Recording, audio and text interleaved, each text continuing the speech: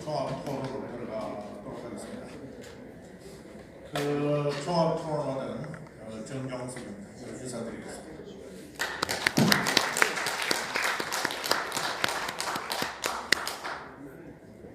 오늘 토론회는 단순히 어떤 학술 토론회가 아니고 대한민국 헌정회라고 하는 우리 헌정에 참여하신 분들이 평생 겪으면서 어떤 문제 제기를 한, 그리고 지금 헌정회 정대철 회장님께서 아까 말씀하셨습니다만 이번 학술회의는 이 토론회는 이미 방향성이 분명합니다.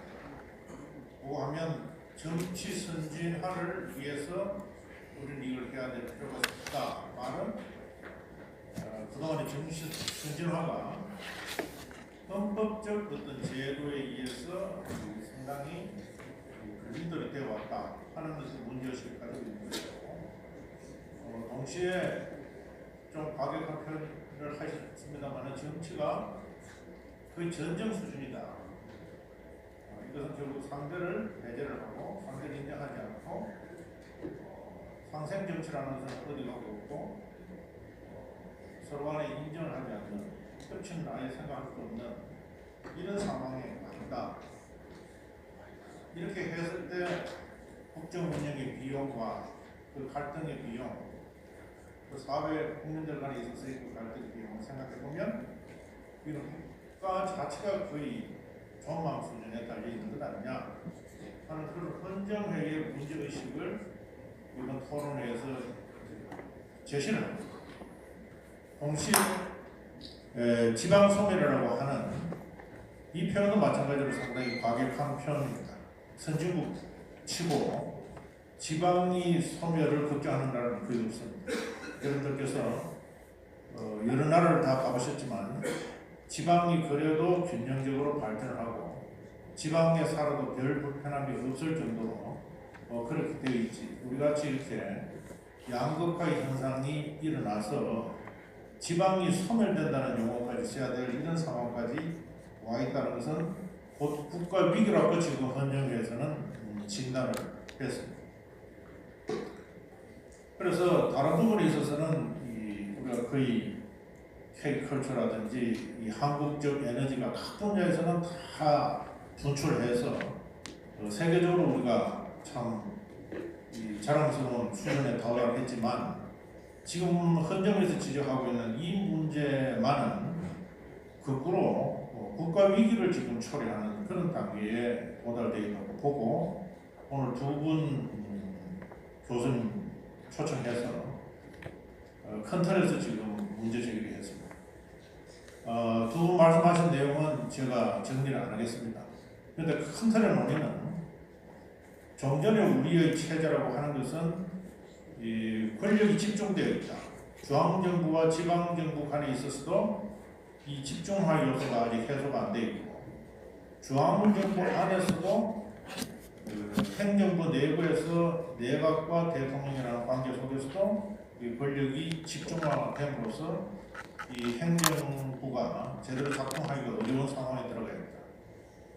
그리고 의회와 행정부 간에도 치열한 이 갈등, 심각한 갈등 구조 속에서 너무 소모적으로 지금 가고 있고 의회도 마찬가지로 단원제 형태를 취하다 보니까 지역 대표라는 이 현실적으로 존재하고 있는 이 요소를 흡수를 해야 되는데 이 흡수를 하는 방법이 결국은 선거구제에서 선거구 인구 불평등을 방치하는 형태로 지금 이 흡수된 형태로 되어 있기 때문에 선거구 인구 불평등이라는 위헌적인 요소가 분명히 존재함에도 불구하고 지역 대표성의 그 요소까지 우리가 흡수를 하려니까 할 수 없이 1대3이라고 하는 그 기준을 우리가 수용을 하고 있는 상황입니다.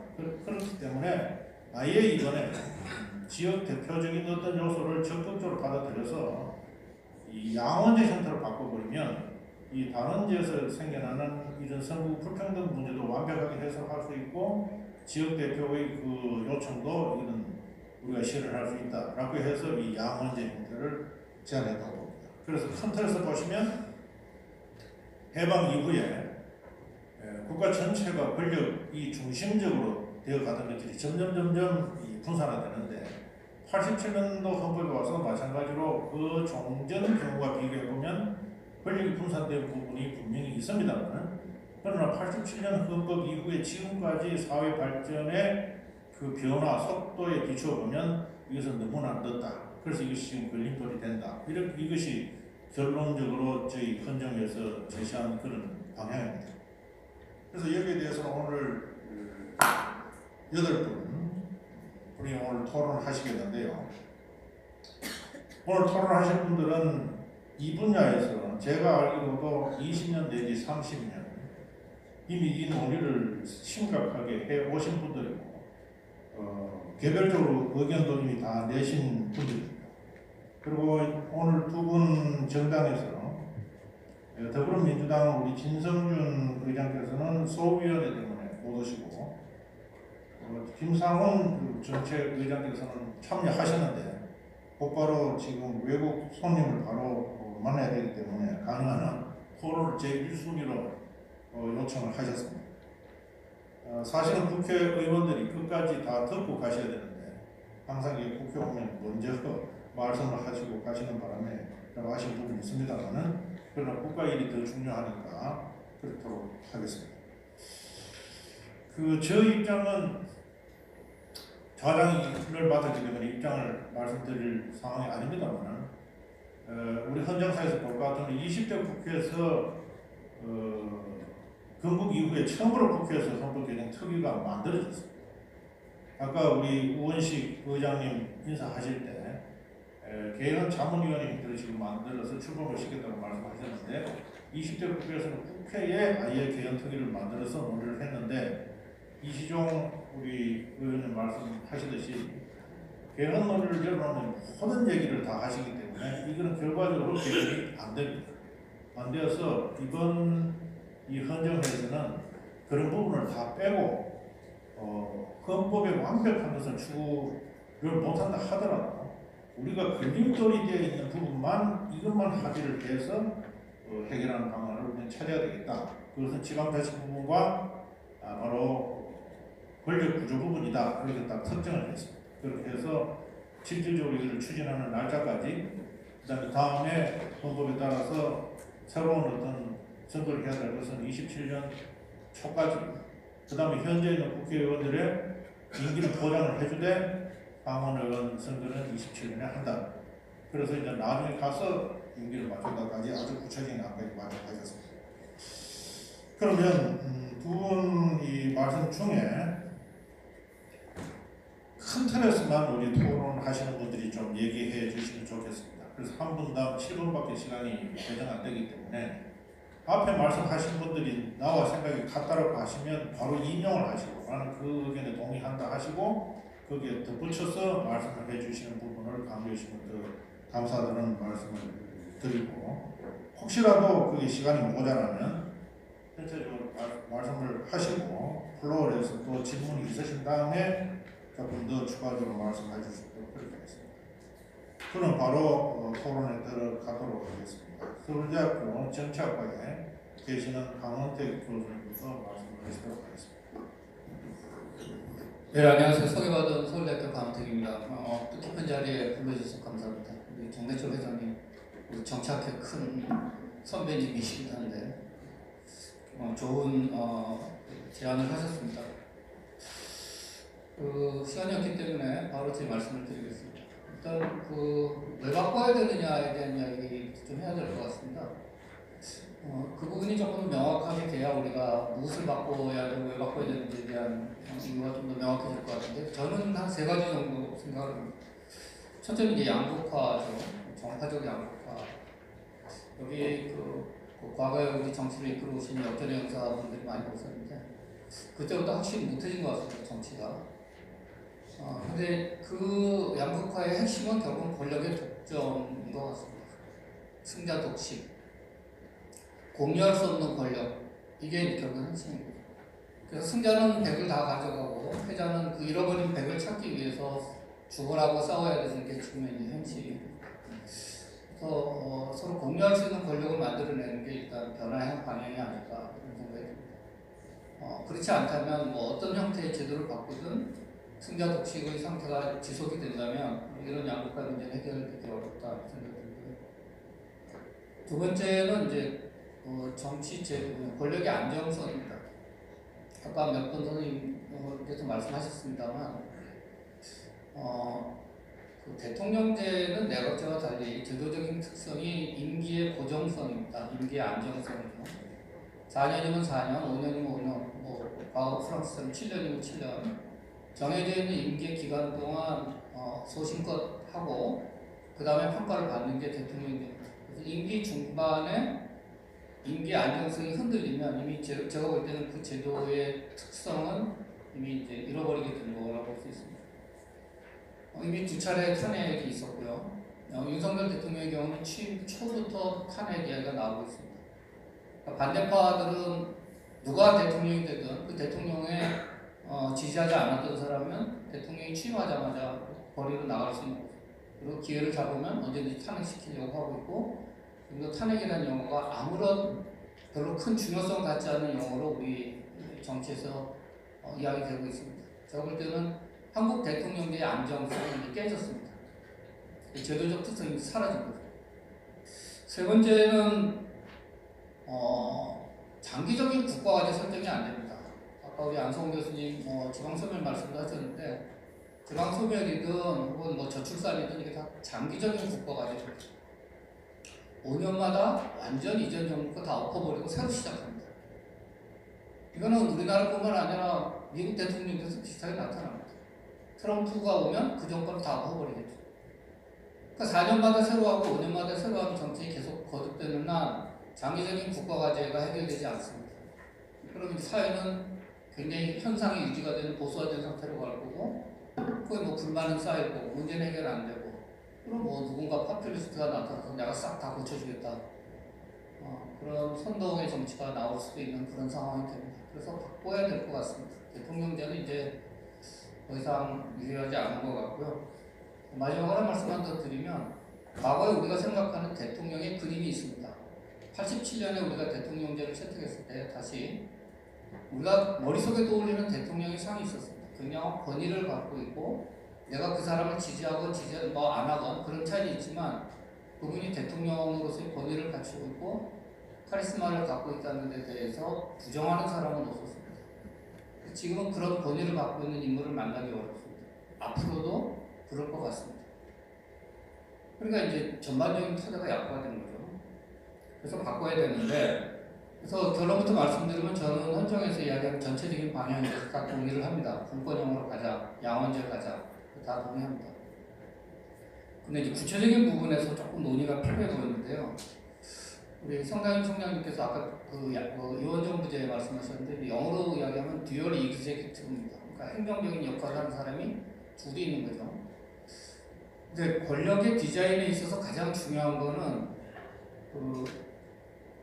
본인이 책임질 수 있는 권한의 영역을 분명히 하는 게 제일 중요하다고 저는 생각합니다. 그러니까 저는 이제 정치 제도의 디자인은 인간에 대한 불신, 권력에 대한 불신에서 시작을 해야 된다고 생각합니다. 그게 미국 대통령의 사실 큰 힘이기도 하고요. 그래서 애매하게 권력을 나눠놓으면 이게 나중에 큰 분란이 되고 체제의 약화가 됩니다. 그래서 우리 경우에 예컨대 이제 뭐 외교, 국방을 대통령에게 주자. 사실 괜찮은 이야기이긴 한데요. 들으면. 근데 뭐 만약에 한미 FTA가 나왔다. 그럼 한미 FTA는 뭐 지금 한 말레이시아 FTA다. 그럼 이거는 외교의 문제냐 경제 문제냐 이게 애매한 거죠. 특히 남북한에 관련된 여러 가지 문제들은 이게 뭐 예를 들면 뭐 개성공단 이야기가 나오면 이게 경제의 문제냐 이게 대북 관계냐 전혀 다른 이야기가 되거든요. 그러면 그 영역을 두고 충돌이 생겨나고 만약에 총리와 대통령의 생각이 다르다면 위험해질 수 있는 거죠. 그래서 그런 형태의 권력의 분리보다는 저는 이제 의회에서 선출한 총리가 실질적인 대부분의 정책적인 분야에 대한 책임을 다 지고 그리고 대통령은 그거를 정무적으로 감독하고 견제할 수 있는 그런 정부적인 권한을 부여를 해주는 거죠. 제가 요즘에 그 재헌국회 공부를 하고 있습니다. 내년 한 상반기쯤 책이 나올 것 같은데 거기 이제 보다가 요즘에 유진호 그러니까 처음에 우리 초안으로 나갔던 게 대통령도 바뀌기 전에 제기됐던 게 신기 선생이 만들었던 행정정보회하고 유진호 공동안 아닐까. 그 유진호 안을 봤더니 처음에 만들었던 게 그 당시는 내각제라고 불렸는데 그게 이제 프랑스 제후공화국 들어오기 전이라서 그렇지 내용상으로 보니까 대통령이 상당히 강한 권한이 부여되어 있습니다. 그래서 대통령은 의회를 해산할 수 있습니다. 근데 횟수의 제한이 없습니다. 동일한 이유로 두 번 해산할 수 없다. 그것만 있죠. 그 초안에는. 그 다음에 대통령에게 군정과 군령의 권한을, 군을 통솔할 수 있는 권한도 대통령에 다 부여되어 있고, 그러니까 상당한 정도의 뭐 총리를 임명할 수 있는 권한도 있고, 이런 것들이 다 부여되어 있더라고요. 그래서 그런 형태, 혹은 뭐 강요에 대한 뭐 부분적인 뭐 임명에 대한 뭐 동의하지 않는 거라든지 이런 형태의 권한을 부여를 하고, 정책적인 측면에서는 지방소멸 문제라든지 뭐 혹은 저출산이라든지 혹은 기후위기라든지 이런 장기적으로 국가가 해야 되는 그런 부분에 대한 것들로 역할을 나누는 게 맞지 않느냐 이런 생각이 들고요. 양원제가 중요하기 때문에 양원제 관련된 것만 하나 더 말씀드리면 저는 저 지방분권에 동의를 하고 지금보다는 훨씬 더 강한 형태로 뭐 지방정부가 돼야 되고 뭐 다 동의합니다. 다 필요하고 양원제는 저는 요거는 조금 약간 생각이 다른데 안겼으면 좀 다른 거는 상황은 지역적이니까 독일의 상황처럼 지역과 관련되어 있거나 헌법에 의해서 특정한 영역을 이렇게 맡기는 게 낫지 동일한 형태, 이게 스트롱 형태인데요. 강한 형태의 양원제는 경우에 따라서는 하원에서의 파행이 상원에서도 반복될 수 있는 그런 위험이 있다는 점 하나 이야기하고 싶고요. 무엇보다 이제 지방 분권과 관련된 선결 과제가 하나 있습니다. 지금과 같이 지금 이제 서울에서 보면 다당제지만 지방에서는 일당 지배가 수십 년째 지속되고 있습니다. 그래서 정치적 다원성이 지금 보장되지 않고 있는 지역에 굉장히 강한 권력이 일방적으로 부여되는 게 옳은가에 대한 문제도 있습니다. 그럼 거기서 부패가 생겨날 수도 있고 특정 정부가 계속 가게 되는 거죠. 그래서 정치적인 생태계가 다원성을 보장할 수 있는 선거제도의 개혁이나 정당법의 개정이 같이 가야만 지역으로의 분권이라고 하는 것이 효과를 발휘할 수 있다. 그래서 그 부분을 좀 말씀드리고요. 마지막으로 이제 제 말을 마치면서 드리고 싶은 이야기는 이거 정정숙 교수님 지금 말씀하신 거랑 같은 이야기일 수 있는데요. 저희가 지금 새로 한다고 해서 재헌을 할 수가 없습니다. 그러니까 백지 위에서 우리가 헌법을 고칠 수 없다는 얘기죠. 그리고 우리가 48년 이후에 지금까지 여러분이 헌법 내용 보시면 아시지만 별로 바뀐 게 없습니다. 재헌헌법부터 지금까지. 굉장히 비슷한 것들이 많습니다. 그거는 뭐냐면 헌정체계가 나름대로 일관성을 갖고 지금까지 지속이 되어 왔다는 거죠. 그걸 하루아침에 다 덮어버리고 새로 백지부터 시작하자는 저는 어렵다고 보는 거죠. 그렇다면 지금 우리가 가장 고통스러워하거나 가장 지금 문제가 많은 몇 개의 것들을 찾아서 저는 그게 그 헌정에서 지금 제시한 그 내용인 것 같습니다. 그게 정부 형태에 대한 문제와 지방의 문제 이런 것들을 잘 다루면 거기에 초점을 맞춰야 그나마 우리가 할 일을 이끌어낼 수 있지 이게 너무 벌려지고 다 바꾸겠다고 하면 결국 사실 아무것도 이뤄낼 수 없는 그런 점이 있다는 점을 마지막으로 말씀드리겠습니다. 강기호 교수님 말씀한 현재와 같은 대통령제는 더 이상 안 되겠다. 그런데 대안을 찾는 중에서도 권한이 애매하게 하면 더 국정에 혼란이 생긴다. 그러면서 대통령의 경우의 권한도 강한 부분은 분명하게 주어져야 된다 이렇게 말씀하셨는데 그 부분은 조금 지금 대안에서 논의되는 것이 선생님 말씀하신 대로 어쨌든 넓은 의미에서의 이원 질구제, 넓은 의미에서의 내각제, 감나라마다 모양이 다릅니다만 일단 넓은 의미에서 그런 형태는 있는데 지금 우리 강 교수님 말씀하신 그 중에는 대통령은 직선을 해야 되는 것이 포함되어 있습니까? 아니면 독일같이 간선으로? 아니 그런 사실 제가 보다 여전히 직선 대통령을 확립하는 요구가 많기 때문에 현실적으로 그걸 수용해야 될 것 같습니다. 그럼 이어서 바로 지방자치와 관련되어 있는 이규 교수님께 말씀 부탁드리겠습니다. 예, 방금 소개받은 의사된 이규 교수입니다. 헌정회에서 이렇게 그동안 중단되었던 2017년, 18년, 2020년에 잠깐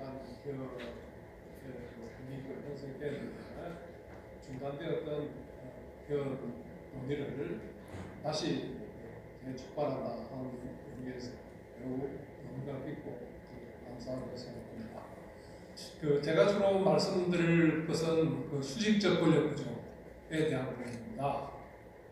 먼저 대한민국의 최고 권력자가 누구냐? 자꾸 잊어버려요. 대한민국의 최고 권력자는 국민입니다. 그래서 이 수직적 권력 분립에는 이 국민과 국가기관 간의 권력 분립, 또 국가와 지방자치단체 간의 권력 분립, 양자를 함께 논의를 해야 되지 않나 이렇게 생각합니다.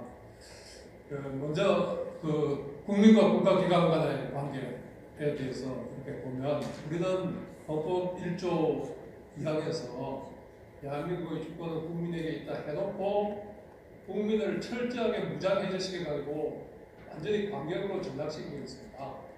그래서 루소는 영국 베이제를 비판하면서 국민들은 선거일 하루만 자유롭고 나머지 날은 노예 상태로 돌아간다.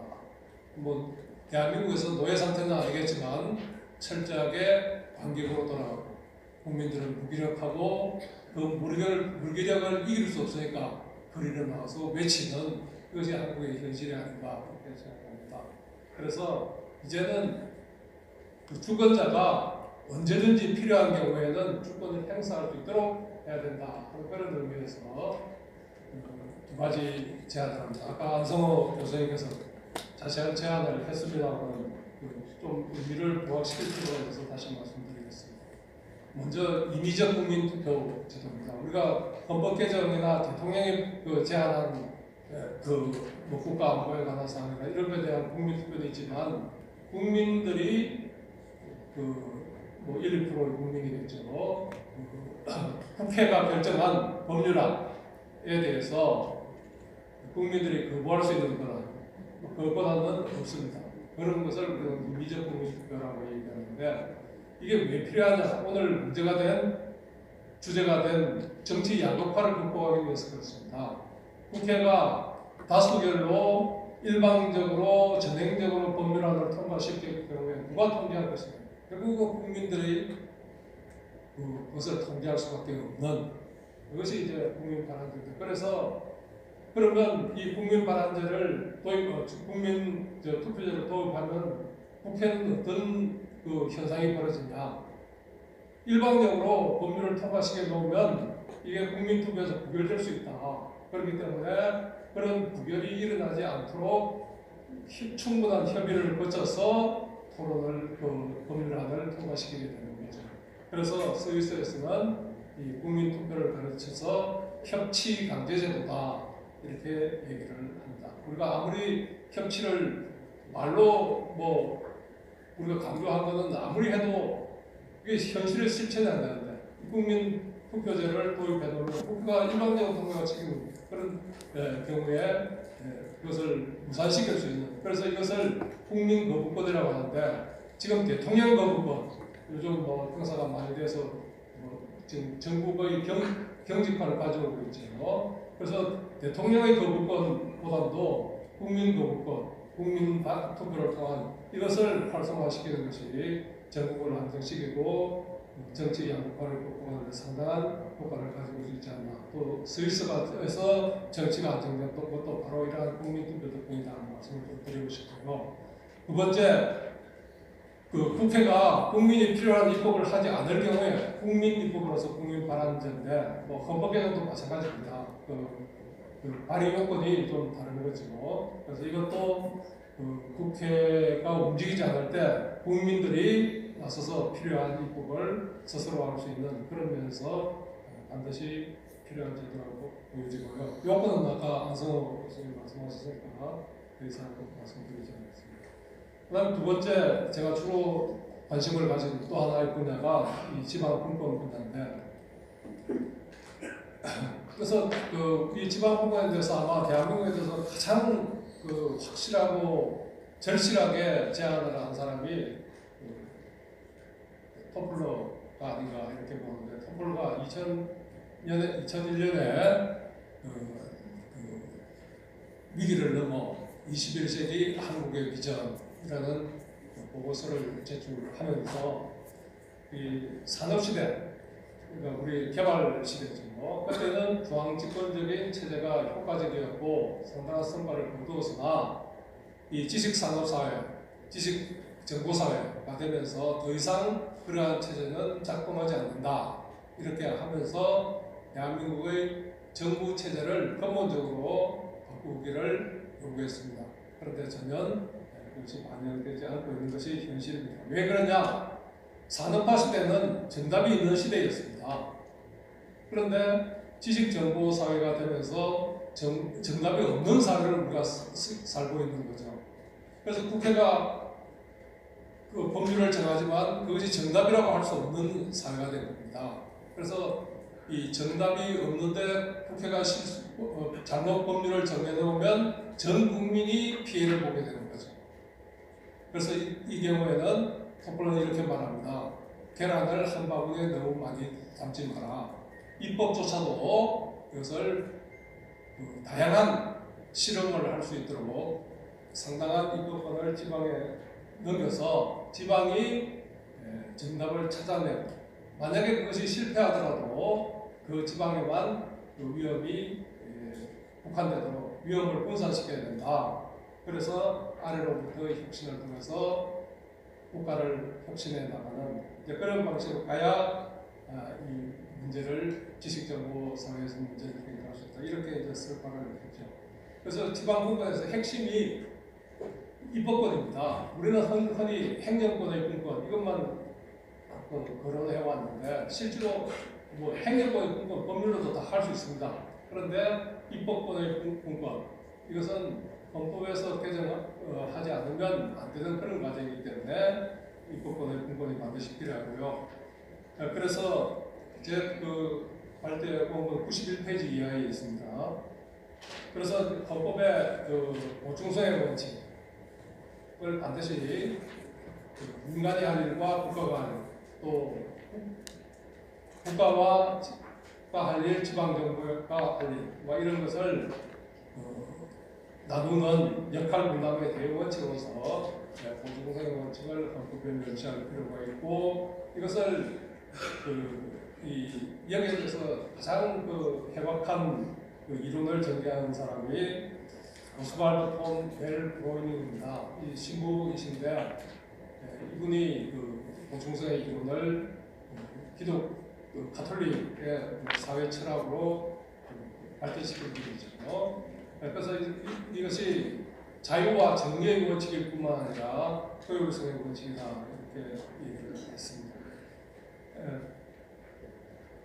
그 다음에 이제 입법권을 나누는 방법에는 두 가지가 있습니다. 하나는 이 국가만 입법할 수 있는 영역, 국가의 전속적 입법권을 일단 정하고, 그 다음에 국가와 지방이 함께 정할 수 있는 입법 영역, 그래서 그것을 경합적 입법 영역이라고 하고, 그 나머지는 전부 지방만 입법할 수 있도록 하는 지방의 전속적 입법이다. 이렇게 나누는 것이 일반적입니다. 그런데 우리나라에서 이게 실현될 가능성이 있느냐? 아마 어렵다. 그래서 지난 2017년 자문위원회와 그 다음에 2020년 헌법학회에서 제안한 것은 국가의 전속적 입법권을 정하고 나머지는 국가도 입법을 할 수 있고 지방도 입법권을 할 수 있도록 하되, 주민의 일상생활과 관련된 부분에 있어서는 지방 입법의 우선성을 인정하자.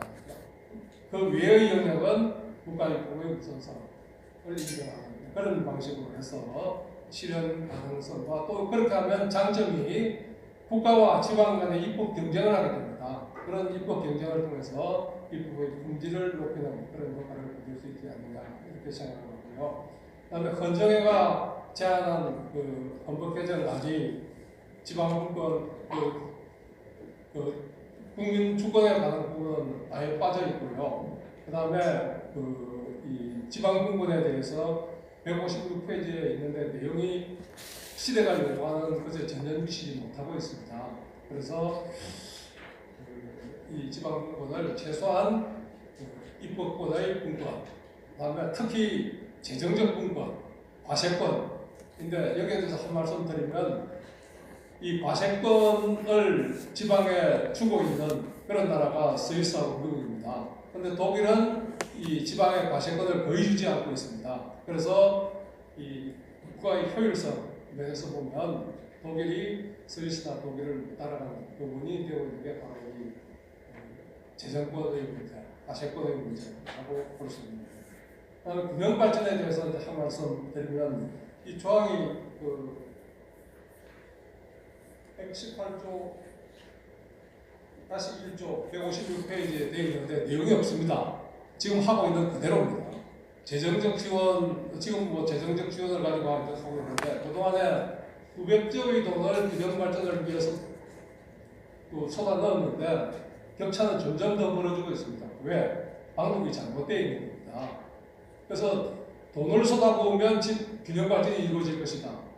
그 환상이라고 저는 봅니다. 왜냐하면 지방의 손발을 다 묶어 놓고 있는데 아무리 돈을 모아도 격차는 해소되지 않는 거죠. 그래서 두 가지가 전제되어야 된다고 봅니다. 하나는 지방에서 지방 정책을 스스로 세우고 거기에 대해서 책임을 지도록 하는 자기 책임성, 자기 입법권 이런 것을 보장하는 것과 동시에 지방 간의 재정 격차를 극복하기 위한 지방 재정 조정제도 이것을 지금 우리 재정 조정제도는요 돈을 많이 쓰면 많이 주도록 되어 있습니다. 이런 식 말고 재정력 지수에 따라서 지방 격차를 극복할 수 있는 그러한 재정 조정 제도가 배치되어야 제대로 된 균형 발전이 이루어지지 않을까 이렇게 생각합니다. 예, 이상입니다. 예, 방금 의원님 말씀하신 내용 중에 들으신 분들이 정확하게 하셔야 됩니다. 아까 우리 이시종 의원님은 이제 지사까지 다 하시고 하시는데 자치입법이라고 하는 것이 조례잖아요. 지방의 조례인데 그 조례가 지금 있는 대로 법령에 근거한 이렇게 하지 말고 법률에 위배되지가 않으면 조례는 뭐든지 정하게 만들자. 끝까지거든요. 근데 이제 이 교수님 말씀은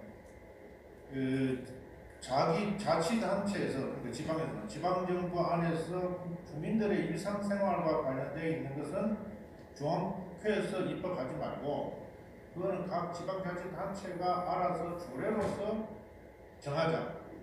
그렇게 되면 그 조례는 사실상 이제 법률과 같은 수준의 되는데 그 정도를 지금 말씀하시는 내용이 정확합니다. 지금 이게 조례냐고 그러니까 스위스에서는 조례를 이제 스위스에서는 레벨을 갖다고 하는데 그 스위스 법 대법원에서는 형식적으로 법률을 말씀하고 있습니다. 그렇기 때문에 그 문증이 중요한 것이 아니고 그 내용인데 제가 주장하는 것은 이게 국가가 입법하지 말라는 게 아닙니다. 입법을 지금 다 돼 있잖아요. 그러면 그것이 더 좋은데 지방에서는 우리 지방 실정에 이게 더 낫다 이러면 그걸 정할 수 있게 그래서 뭐 예를 들어서 주택이라든지 교육이라든지 지방 경제라든지 무슨 문화라든지 이런 거에 관련된 거는 또 지방 조직이라든지 이런 거에 관련된 거는 지방 입법에서 달리 정할 수 있고 이렇게 해서 이제 그러면 중앙이 정한 법률이 있을 거고 지방이 정한 법률이 있으면 주민들이 판단할 거고 국가가 정한 것이거나 그 지방 자치단체가 정한 법률 이렇게 해서 입법 경쟁을 할 수 있도록 하자는 그런 것입니다. 충돌이죠. 그러니까 그 규범의 충돌인데 규범의 충돌의 경우에 대부분의 경우에는 국가법 우선주의인데 주민들의 일상생활과 관련된 부분의 환경에서는 그 지방법 우선주의를 제기하다. 그 부분을 헌법에 명확하게 하자는 말씀이죠. 우리 김상훈 의장님 바꾸시다더니 결국은 빨리 가셨네요. 그러면 이어서 우리 한상희 건국대 교수님께서 말씀하시겠습니다. 네, 반갑습니다. 한상입니다. 네, 시간 관계상 그 인용부터 먼저 하겠습니다. 저는 그 이기우 선생님한테 이 국민투표하고 자치 그 자치분권에 관해서 워낙 가스라이팅을 많이 당해가지고 그대로 찬성합니다. 장은태 교수님 다 그대로 인용을 하고 싶은 생각입니다. 근데 단 하나 강은태 교수님 말씀하신 부분에서 한 가지 의견을 가지고 있는 우리 헌법이 제헌 이후에 바뀐 것이 별로 없다. 맞습니다. 바뀐 게 별로 없습니다. 그게 헌법을 잘 만들어서가 아니라 헌법이 제대로 집행돼서가 아니라 헌법이 소위 말해서 대강주의라는 이름 하에 두리뭉실하게 규정이 되고 아주 수상적이고 일반적인 형태로 규정이 됩니다. 그러면서 그것을 구체적으로 해석하고 집행하는 권력을 정치 엘리트 내지는 사법 엘리트가 독점을 해버렸습니다. 이제 그러다 보니까 해방 이후에 정치 권력의 분포가 급진적인 변화를 하지 않았던 그 우리 헌정사의 그 경험을 바탕으로 한다면 당연히 헌법 내용은 안 바뀌는 것이죠. 단지 바뀌었던 것은 그 정치 엘리트 내부 분파들 간의 갈등의 문제. 그러니까 누가 권력을 가질 것인가 이 부분에 대해서 충돌이 있었기 때문에 그 부분에 한정된 헌법만 바뀌었던 것입니다. 물론 제헌 헌법에서 추구하고 있는 소위 말해서 사회적 민족적 헌법이라는 이 기본 방향성이 제3공화국 헌법에서 자본주의 헌법으로 바뀌었고요. 현행 헌법에 들어와서 경제민주화라는 이름으로 철저하게 신자유주의적인 헌법으로 바뀌는 요 틀, 이제 그런 틀 정도 변화가 있기는 했습니다만은 본질적으로는 권력 구조, 권력의 소재라는 점에서 바뀐 적이 없었고 바로 그 점에서 만약에 지금 우리가 헌법을 바꾼다면 또 다른 고민을 한 번은 해봐야 되지 않느냐. 87년 소위 말해서 8인회라는 밀실에서 헌법 초안을 만드는 그 과정에서 있었던 그러니까 신군부와 상kim 정치 세력 간의 타협에 의해서 이루어지던 그런 헌법이 아니라 좀 더 개방되고 더 많은 사람들이 더 많은 이야기를 하고 그걸 바탕으로 해서 우리의 삶을 바꾸는 그런 헌법을 한번 상상해 볼 수 있는 이런 가능성을 열어야 되지 않겠느냐 라는 생각을 했습니다. 사실 헌정회에서 이번 헌법 개정안을 마련하고 이런 자리를 마련해 주신 거 참 저는 고맙게 생각을 합니다. 우리가 지난 6년 전에 제대로 하지 못했던 헌법 개정의 논의들을 다시 한번 생각해 볼 수 있는 기회를 열어주셨다. 그 점에서는 참 고맙고 감사한 일이긴 합니다만은 문제는 그러니까 개헌의 목표가 과연 무엇이어야 되느냐에 대해서는 매우 심각한 고민을 같이 해야 될 것 같습니다. 이제 치유 불가능한 정쟁 그리고 지방 소멸 그렇게 이제 목표를 삼고 있는데 정쟁을 대수하는 것 문자 그대로 우리 헌정사는 해방 직후부터 해방 이후 이전도 마찬가지였습니다만은 국가가 과대 성장하는 그런 틀 속에서 국가가 모든 권력을 다 가지는 이런 방식이었거든요. 이 교수님이 계속 말씀하셨듯이 지방 분권이 필요한 것도 국가의 권력을 지방으로 나눠야 된다는 이야기죠. 수직적 분할이라는 표현 그렇게 나오는 게 있는데요. 더 나아가서 국가의 권력을 국민에게 시민들에게 또는 주권자인 그러니까 개개인들에게 나눠주는 작업들도 같이 고민이 되어야 됩니다. 사실 정쟁은 간단하죠. 왜 정쟁을 합니까? 왜 이렇게 진영으로 나눠가지고 끝없는 싸움만 벌이고 있습니까? 권력이라는 국가 권력이라는 중앙의 권력이라는 더더군다나 중앙의 권력이 중앙에게 권력을 집중시켜 놓고 그걸 다시 대통령에게 집중시키고 있는 이 체제에서는 내가 갖지 못하면은 뺏지 않으면은 못 가지는 이런 체제가 되어버리거든요. 그걸 극복할 수 있는 그런 여러 가지 가능성들을 한번 고민할 필요는 있을 것입니다. 그것이 대통령제의 형식이 좋으냐, 내각제의 책임 형식이 좋으냐, 저는 그거는 중요하지 않다고 생각합니다. 문제는 이런 거죠. 1980년대 이후에 전 세계적으로 헌법 개정 붐이 붑니다. 그때 왜 헌법 개정의 그 화두 중에 하나는 뭐냐면은 국민, 그러니까 대의제를 바탕으로 하는 국민주권이라는 형식화된 그런 권력 개념에서부터 인민주권이라는, 그러니까 국민들이 참여하는 그런 국가체제들을 어떻게 구성할 것인가 라는 것이 상당히 중요한 의제로 등장했던 것입니다. 그 과정에서 시민의회니 시민배시민이 또는 뭐 요즘 우리나라에서 내포되었던 공론화니 이런 작업들이 이루어졌던 것이죠. 그런 것들을 이번에 헌법 개정을 과정을 통해서 한번 상상해 볼 수 있는 그런 여지는 없을까 한번 고민을 해봤습니다. 사실 제 토론문은 이제 참여연대가 2017년에 개헌안을 마련하고 2018년에 그 국회 그 청원을 한 바가 있습니다. 그때 어떤 생각을 가졌고 또 어떤 목표를 가지고 그 헌법 개정에 임했는가, 뭐 그걸 오늘 토론에 가름해서 한번 적어봤습니다. 참조해 봐 주시기 바라고요.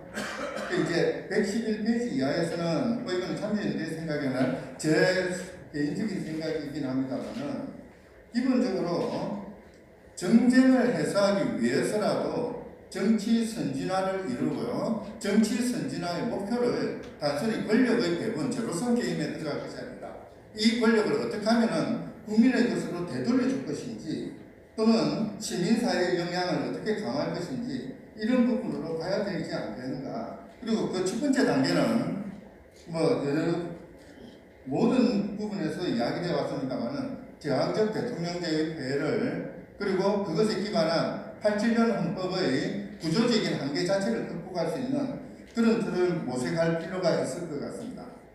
뭐 이런 거죠. 87년 헌법이 뭐 6월 항쟁에 바탕을 뒀다고 하면서 유신헌법의 잔재조차도 틀어버리지 못하고 있죠. 대통령은 국가의 원수입니다. 헌법의 수호자입니다.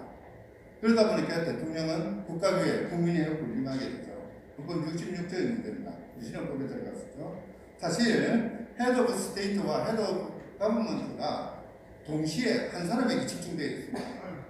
의원 내각제에서나 이야기될 수 있는 헤드 오브 스테이트라는 개념이 유신헌법을 통해서 영도자적인 뭐 이런 식으로 해서 그 대통령의 권력으로 들어가고 대통령의 지위로 들어가면서 대통령이 군림하는 체제를 만들었거든요. 이런 부분들을 틀어버리지 못하는 한 정쟁을 해소할 수 있는 헌법은 나오지 않는다고 저는 생각합니다.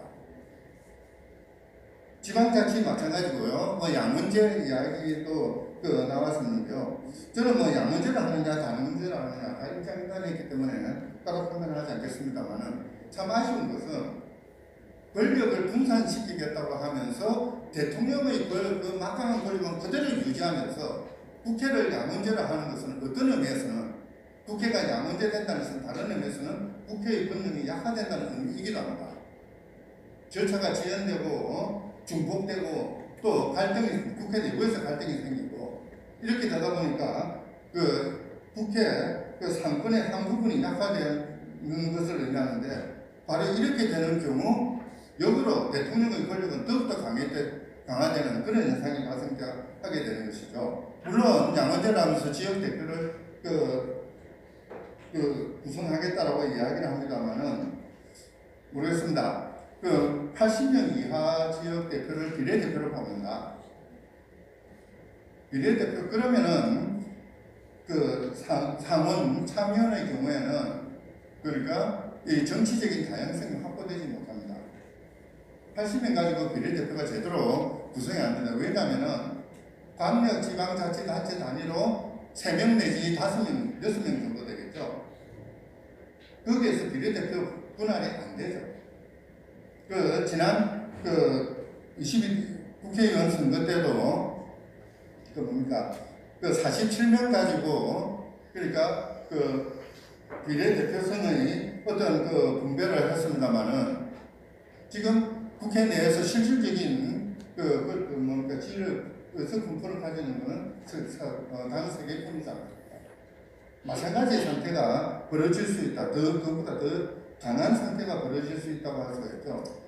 그래서 안승수 선생님 68페이지에 있는 지역 대표를 30 몇 명입니까?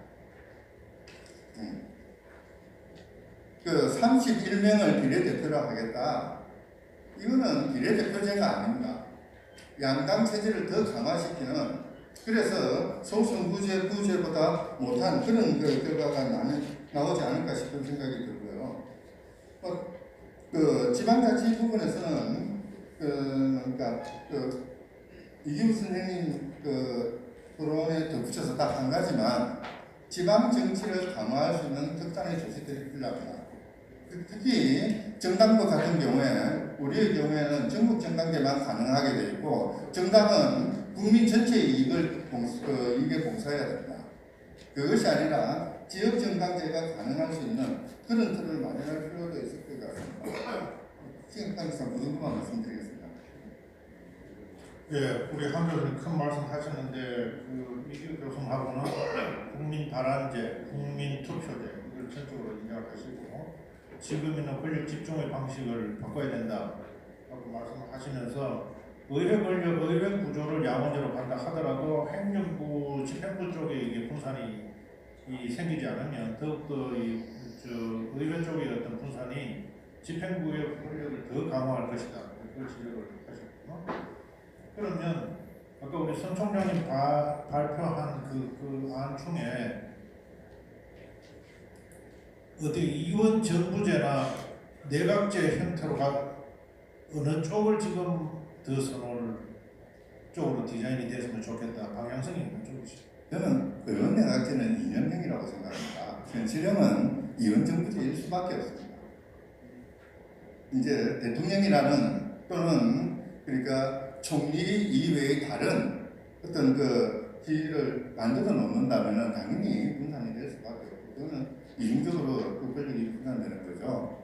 사실 80년 체제의 한계가 지금 가장 극명하게 드러나고 있는 것이 지금 이 시점이라고 한다면, 이 시점의 그 문제를 극복하는 방식은 4년 단임, 5년 단임, 4년 중임의 문제가 아니라 아예 대통령제에 대한 과감한 포기라고 저는 생각합니다. 그 정도는. 그럼 대통령 직선 내각제 형태. 그건 그까지는 네. 보신다 이런 말씀이죠. 알겠습니다. 그럼 우리 헌정에 아까 우리 회장님 말씀하신 그 틀하고도 거의 유사한 형태가 될 것 같습니다. 그 다음에는 우리 개헌 문제를 가지고 한 30년 국회에서 활동하신 우리 우영건 옛날 법사위원장님 그런데 하실 말씀 좀 많으실 것 같은데 하여튼 7분 안에 중복되는 얘기는 하지 마시고. 네. 오늘 주제 발표하신 분 토론자분들이 대가들이 오셨고, 정치 현장에서 나온 사람 저밖에 없는 것 같은데, 여러 교사 같은 선배님들이 많이 계신데, 이 짧은 일천한 경험으로 말씀드리기가 참 부재가 됩니다. 저는 주로 임상을 한 조금 전에 토론하신 발표하신 분들은 이론적인 내각이라면, 전 현장에서 치고받고 해보고 또 선거를 치렀던, 그리고 또 가장 격렬한 장인 법사위원회에서 제가 10년 여야 간사 위원장, 정말 처절한 싸움의 현장에서 왜 이 싸움이 벌어지는 것일까? 또 원내 대표로서 아까 우원식 의장이 저랑 형제 아닙니다만은 우씨가 단일군에서 오늘 참 재미난 얘기했어요. 교섭단체가 아니고 안교섭단체다.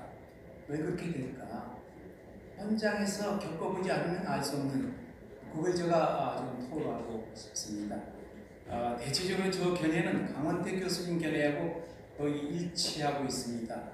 현장 경험에 국회의원을 틈만하고도 이렇게 말씀하시는 걸 보고 놀라운데요. 양극화, 정치 양극화가 더 심해지고 있다. 그것은 현장에서 느낀 바에는 승자 독식입니다.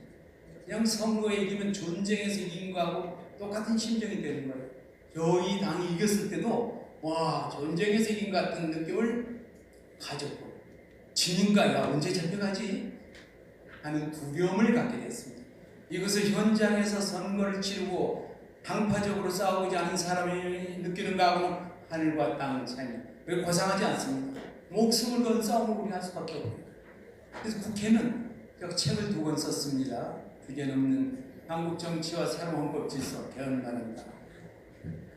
국회는 한마디로 정의를 한다면 고지 탈환을 위한 베이스 캠프의 다름 아니다. 선거에 졌으면 저 고지 탈환을 위해서 우리 베이스 캠프를 차려야 돼. 거상하게 국가의 백년 대계를 상대를 존중하고 이건 있을 수 없는, 제가 국회의원이 되기 전에 변호사로서는 꽤 고상한 지식인이었어요. 야, 국회의원들만 갈아치면 나라가 잘 되지. 대통령 저가 되고 나니까 친구들이 저한테 야, 너 인간 이제 쓰레기가 돼간다고 저한테 이야기를 해요.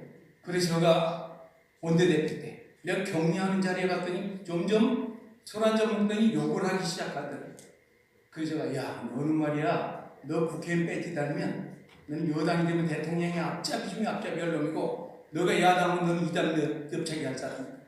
이런 농담을 원내대표제에 주고받았습니다. 그 정도로 우리 정치 현장은 여러분이 밖에서 생각하는 것보다 훨씬 지독하다는 말씀 제가 드리고 싶어요. 승자 독식의 세계성이 4.8하고 똑같은 것이다.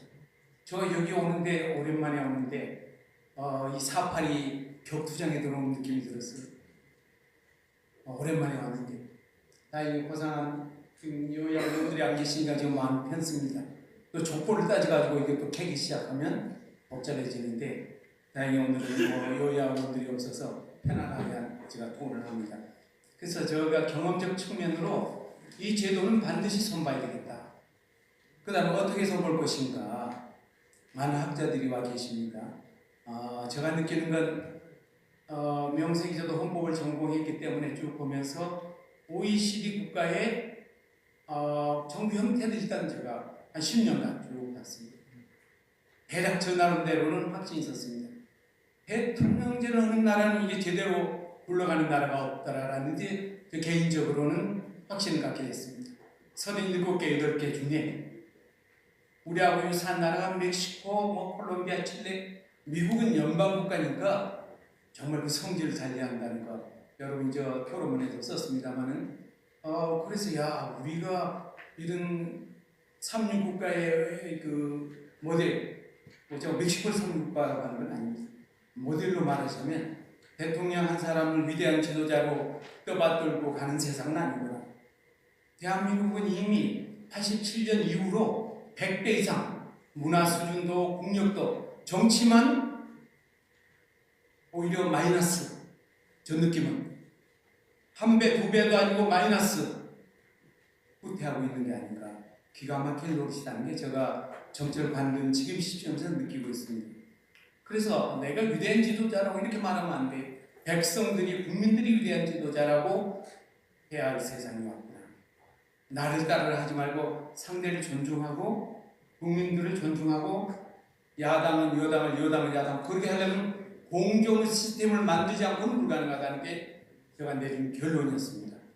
그걸 밖에 있는 사람들은 저에게 이야기합니다. 수도 없이 들었어요. 제도가 문제가 아니라 제도를 운영하는 국회의원 대통령이 문제야. 저도 그 말에 처음에 동의했습니다. 정치하기 전까지. 87년 이후에 대통령 8명이 받고 있어요. 국회의원 물갈이는 저가는 거의 최고 수준입니다. 17대 때 거의 60% 이상 물갈이했어요. 근데 가장 치열하게 싸웠던 국회 중에 하나입니다. 그래서 물갈이라고 쓰지 말아라. 고기갈이라고 써라. 물이 썩어 있는데 물을 언제 갈았냐? 고기들만 드러냈다. 고기들은 금방 오염됩니다. 여당은 정부의 앞잡이, 야당은 투쟁. 그 틀을 벗어난다는 건 너무나 힘들었어요. 저는 그래도 원래 이 용기가 부족해서 비겁하게 타협을 중시하는 의원이었습니다. 좋게 말하면 타협주의자고 나쁘게 말하면 투사가 아니었어요. 원내대표 때도 가급적 타협을 어떻게든 해보려고 법사위원장. 그러나 이 한계에서 벗어나려고 굉장히 이건 사람 문제도 있지만 제도가 나를 이렇게 쥐어짜는구나. 야당은 그저 싸우지 않으면 생존이 안 돼요. 검찰 권력이 두렵고 국정원이 두렵고 정체가 없는 느낌입니다. 여당이 되면 좀 편해요. 뭔 같은 권력이 나를 보호해주는 느낌이고. 그래서 비교법 측면에서도 이런 제도는 우리로서는 굉장히 안 좋은 제도를 갖고 있다. 마지막으로 제가 꼭 강조드리고 싶은 게 대한민국의 문제가 뭔가 이제는 갈등이 너무 많은 나라라는 걸 제가 느꼈습니다. 지역 갈등, 노사 갈등, 여야 갈등, 갈등 천국이었다. 그래서 제가 원내대표 때 그 얘기를 좀 많이 했어요. 왜 갈등이 이렇게 많은고? 그건 자원배분이고 권력도 자원이고 너무나 독점하기 때문에 또 지역끼리도. 그래서 이 갈등이 많은 나라는 다수결로 하는 이런 제도는 맞지 않다. 시간이 걸리더라도 합의하고 조정하고 협의민주주의로 가는 게 맞겠다. 그래서 저같이 공부를 많이 했다는 사람이 논문을 하나 읽었어요. 아렌드 레이파트가 갈등이 많은 나라의 거버넌스는 뭔가? 그건 다수결이 아니라고. 협의민주주의로 가야 된다. 그러면 협의민주주의에 맞는 시스템은 어떤 것인가? 저는 이와 같은 대통령제는 아니라고 저는 개인적으로 확신했습니다. 상대를 존중하기 어려운 시스템이다. 그래서 굳이 어떤 제도 틀에 묶이는 건 아닙니다만은 여야가 연정할 수 있는, 그리고 이렇게 양극단으로 나는 중도 진보야, 중도 보수야, 중도가 서기가 굉장히 어려운 지형이에요. 중대 선거구제 개편이 필연적으로 전제되어야 된다. 중대 선거구제, 그다음 정당 명부식 비례대표제 해서 적어도 나한테 맞는 이념의 스펙트럼을 서너 개는 갖고 당을 해야지. 이것 아니면 저것.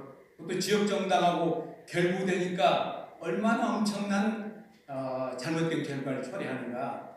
그래서 중대 선거구제로 하고, 그 다음에 정당 명부식 비례대표로 해서 정당이 좌우의 극단도 필요하고 중도 보수, 중도 진보도 자기의 그 몫을 가질 수 있는, 그래서 연정이 가능하도록 그런 시스템으로 가는 게 좋겠다. 결론적으로 저는 우리 선배 의원님들께서 이 시안을 마련하는 것, 개인적으로 저하고는 좀 상당한 차이가 있습니다만은 대통령제는 국민들의 열망이 있고 그걸 무시할 수가 없기 때문에 직선제로 하는 것 오케이. 그러나 그 대통령의 권한을 명확하게 최소화하지 않으면 더 큰 혼란이 일어난다고 봅니다. 저는 그래서 군 통수권자, 그 다음에 최소한 국회 해상권 정도 아주 명확하고 최소화, 대통령은 국가의 상징으로 하고 나머지는 다수당이 연정을 하건 뭘 하건 의원 내각제 요소가 반영된 지금과 같은 총리제 또는 개인적으로 저는 최악이라고 생각해요. 총리가 대통령의 그냥 방패막이로 전락하고, 대통령이 잘못했는데 무슨 내각 개편입니까? 총리 가른다고 대통령이 잘못이 막아집니까? 또 총리가 그 역할을 합니까? 이런 허무맹랑한 총리 제도는 즉각 폐지하고 국회에서 선출해서 그 총리가 장관을 임명해서 내정을 책임지는 그런 정도는 우리가 개혁이 필요한 게 아닌가 하는 생각을 합니다. 아무튼 오늘 그 헌법에 대가들이 많이 모이셨고 또 헌종의 원로 선배님들이 많이 계신 자리에 제가 1,000원 경험을 가지고 이렇게 확신에 참 목소리를 내는 게 참 어줍지 않은, 제가 생각해도 어리석은 지금 발언을 내가 하고 있구나, 흥분했구나 이놈이 하는 생각이, 오랜만에 오니까 제가 정신을 못 차리고 하여튼 양해해 주십시오. 감사합니다.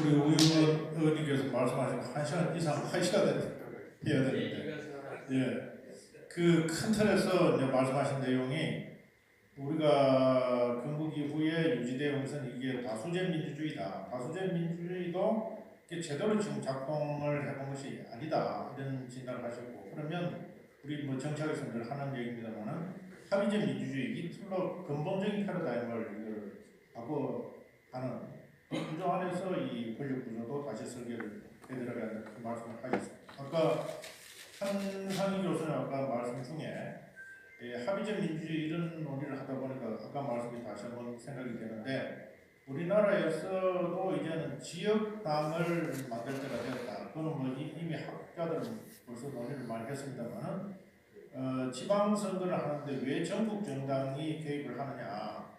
물론 전국 정당도 할 수는 있겠죠. 그렇지만은 지방자치라고 하면서 지역당 스스로가 지역당이 나오고 그렇게 했을 때 민주주의적인 요소가 훨씬 더 많고 국가적인 요소가 훨씬 많을 텐데 이 정당 구조도 마찬가지로 그런 큰 틀 속에서 보면은 단순히 다수당 이렇게 보는 것보다도 다수당 안에서도 전국 정당의 틀을 가지고 있는 것과 지역 정당을 가지고 있는 이제는 한국에서도 그렇게 될 때가 되지 않나 뭐 이런 틀도 결국은 합의적 민주주의 틀 속에서 우리가 같이 생각해 볼 수 있다는 그런 생각이 듭니다.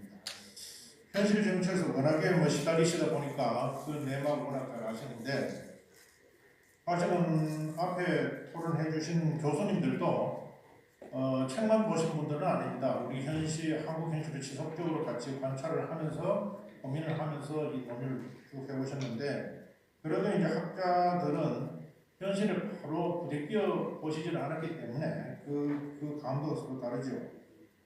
국회의원들보다는 조금 덜 하겠습니다만은 현실에서 가장 가깝게 우리 헌정사를 이제 보시는 쪽이 바로 이제 언론 쪽이신데 두 분이 우리나라에서 중요한 주요 언론사의 중진 언론입니다. 그래서 현실을 항상 이렇게 보시면서 어떤 문제의식을 가지고 늘 계시기 때문에 그 두 분의 말씀을 위해서 듣도록 하겠습니다. 이정민 중앙일보 논술 주한님 말씀해 주시겠습니다. 이정민입니다.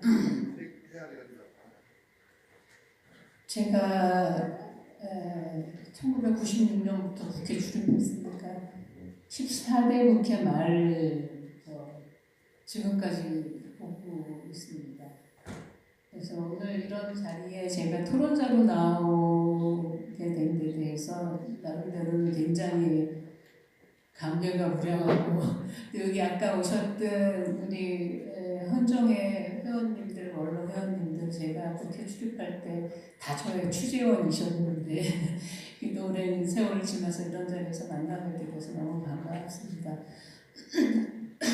토론에 앞서서 수정사항이 하나 있습니다. 저는 중앙일보 논설주간이 아니고 현재 중앙일보 칼럼니스트입니다. 혹시 언론인들이 계시면 수정해 주셨으면 좋겠습니다.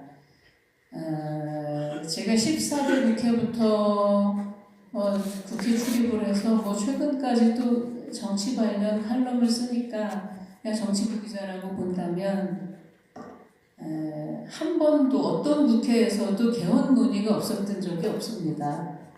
수도 없이 개헌 논의가 있었고 또 어떤 시기부터는 개헌안까지 굉장히 정교한 안까지 만들어서 언론에 발표도 하고 하셨는데 이 번번이 또 구체적인 논의조차 잘 안 되고 공론화되지 못하고 이게 사장이 됐습니다. 저는 그게 왜 그럴까 좀 생각을 해봤는데 결국은 아까 어떤 분이 말씀하셨습니다만 우리 국민, 그러니까 주권자는 결국 국민이다, 국민으로부터 나온다고 하면서 그간의 국회 개헌 논의는 국민은 배제한, 국민은 도외시한, 그리고 그 공급자 마인드의 개헌 논의에 그쳤던 거 아닌가.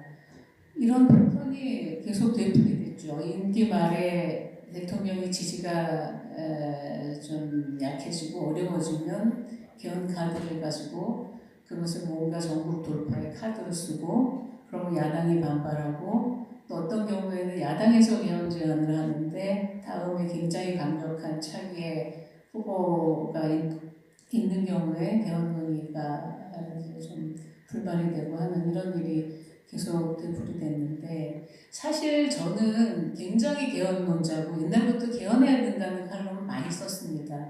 그럼에도 불구하고 지금 이 시점에 오늘 우리가 이런 개헌 논의를 하는 것조차 과연 국민들 사이에 얼마나 공감할 수 있을지 하는 의문이 듭니다. 왜냐하면 이미 지금의 개헌 논의 자체도 정치적으로 저는 굉장히 오염되었다고 봅니다. 우리 국민들이 굉장히 진영화되어 있고 양편으로 이미 다 갈려있기 때문에 한쪽에서는 개헌이 정권 획득의 수단이라고 생각을 하고 계시기 때문에 그리고 다른 쪽에서는 그거를 방어해야 된다는 그런 방어 기제가 작용하고 있어서 우리 앞에 토론해 주신 전문가 선생님들이 굉장히 오랫동안 수년에 걸쳐서 연구하고 또 토론하고 해서 만들어 놓은 안이지만 국민들한테는 그만큼 설득력 있게 다가가지 않는 것 같습니다. 저는 그게 오늘 우리의 현실이라고 생각합니다.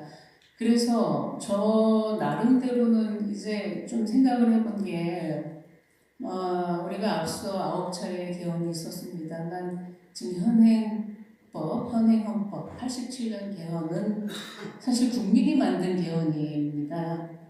전 국민이 직선제에 대한 열망을 가지고 거리에 나와서 항거하고 저항하고 그게 제도권에 와서 헌법 개정이라는 형태로 나타났다는 측면에서 보면 그 앞서 8번의 개헌하고는 굉장히 저는 구분되어야 된다고 보고 질적으로 다른 내용이라고 봅니다.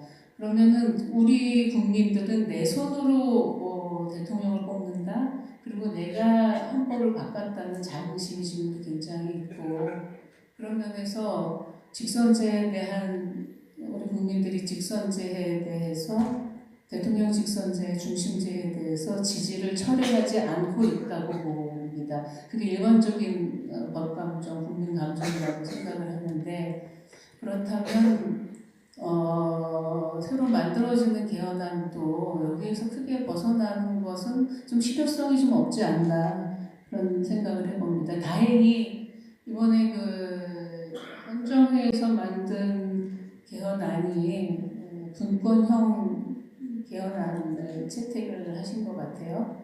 그러니까 순수한 미국식 대통령제나 의원내각제를 좀 배제한 그런 형태의 개헌안이기 때문에 뭐 그런 부분에 대해 그 개헌안에 대해서는 저도 굉장히 공감을 합니다.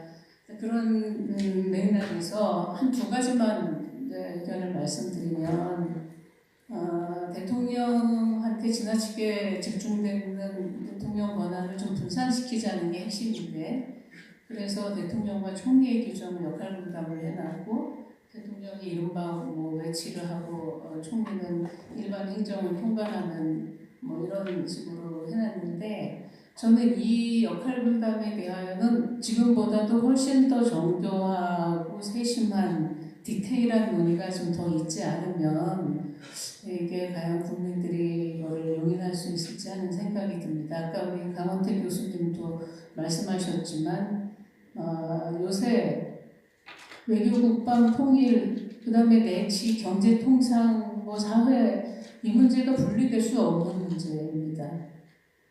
그래서 그 실질적으로 그게 오퍼레이션에 작동에 들어갈 때 어떻게 의사결정을 하고 어떤 토의 과정을 거쳐서 대통령이 국가 원수로서 그런 외교권을 행사할 것인지에 대한 논의가 사실은 저는 더 정교하고 활발하게 또 집중적으로 이루어져야 된다고 생각합니다. 그 밖에 여러 가지 이슈가 있지만 저는 그 분권의 핵심이 결국 우리가 지금 대통령제를 포기하지 않는 한 결국은 총리의 역할을 어떻게 규정할 것인가 대통령과 총리의 역할 분담, 의사결정 이런 시스템을 어떻게 새롭게 짤 것인가 하는 거에 좀 더 논의가 집중되고 우리가 지혜를 모아야 되지 않을까 그런 생각을 해봅니다.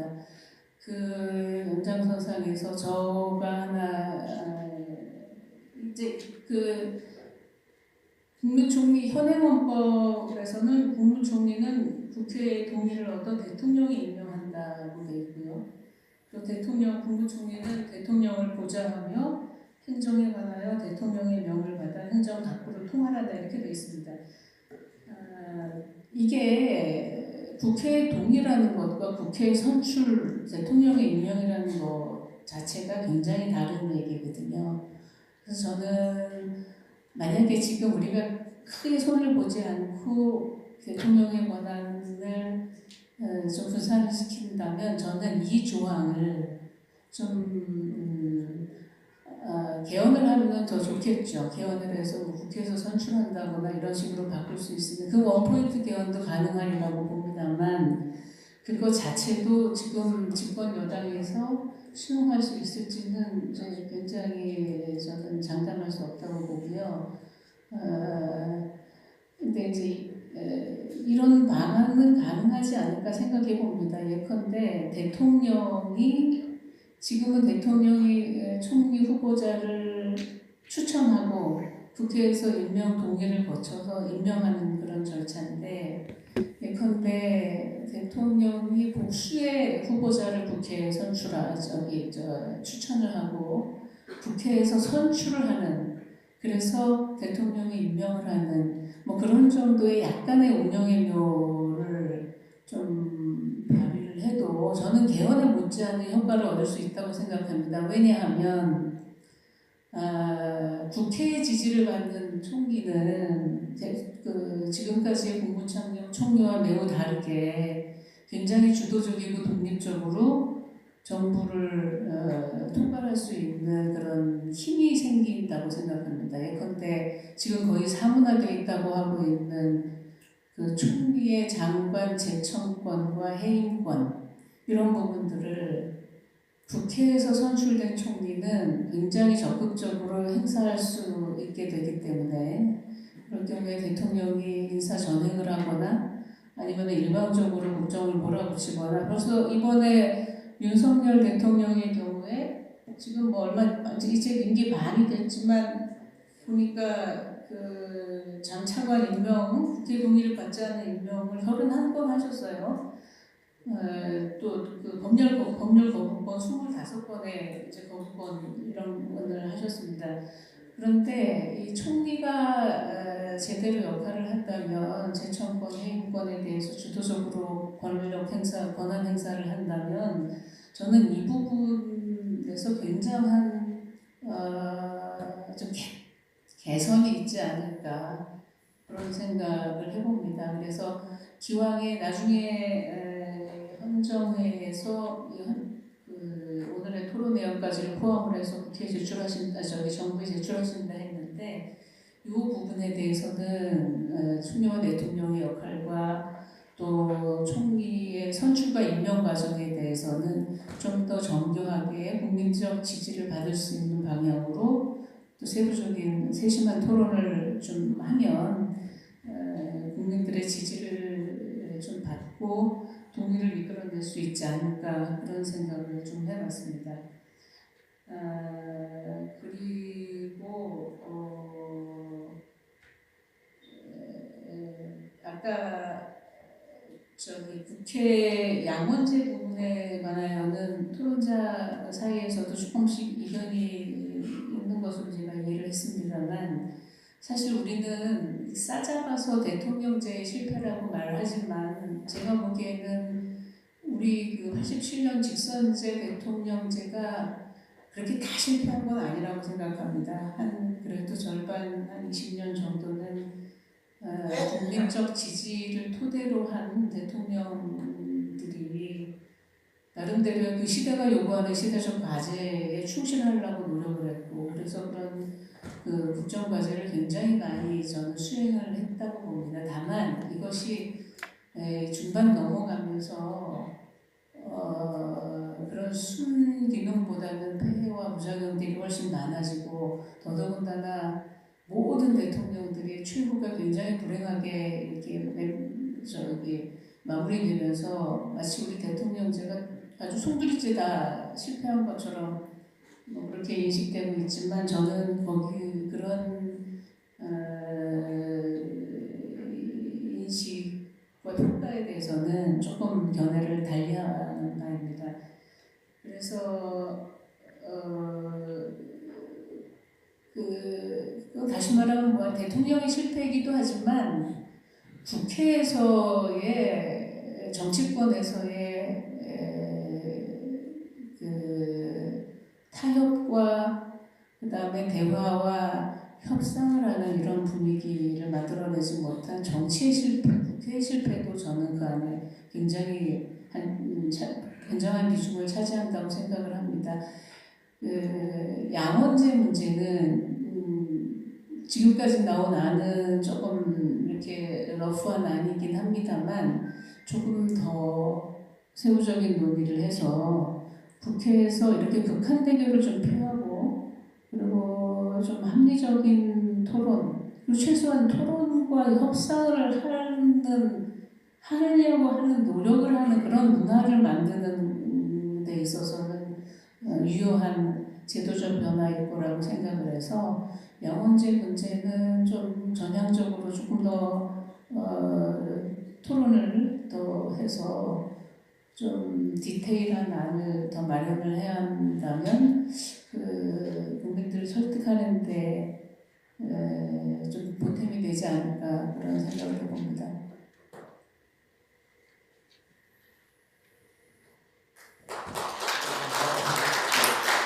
이번 말씀은 내용상에 아주 권한 배분을 이렇게 할 때 분명하게 해야 된다. 특히 내치 외치 이렇게 가를 때 국가 운영에서 내치 외치가 완전히 구별되는 것이냐, 서로 연결되는 것이 아니냐 이런 말씀하셨고요.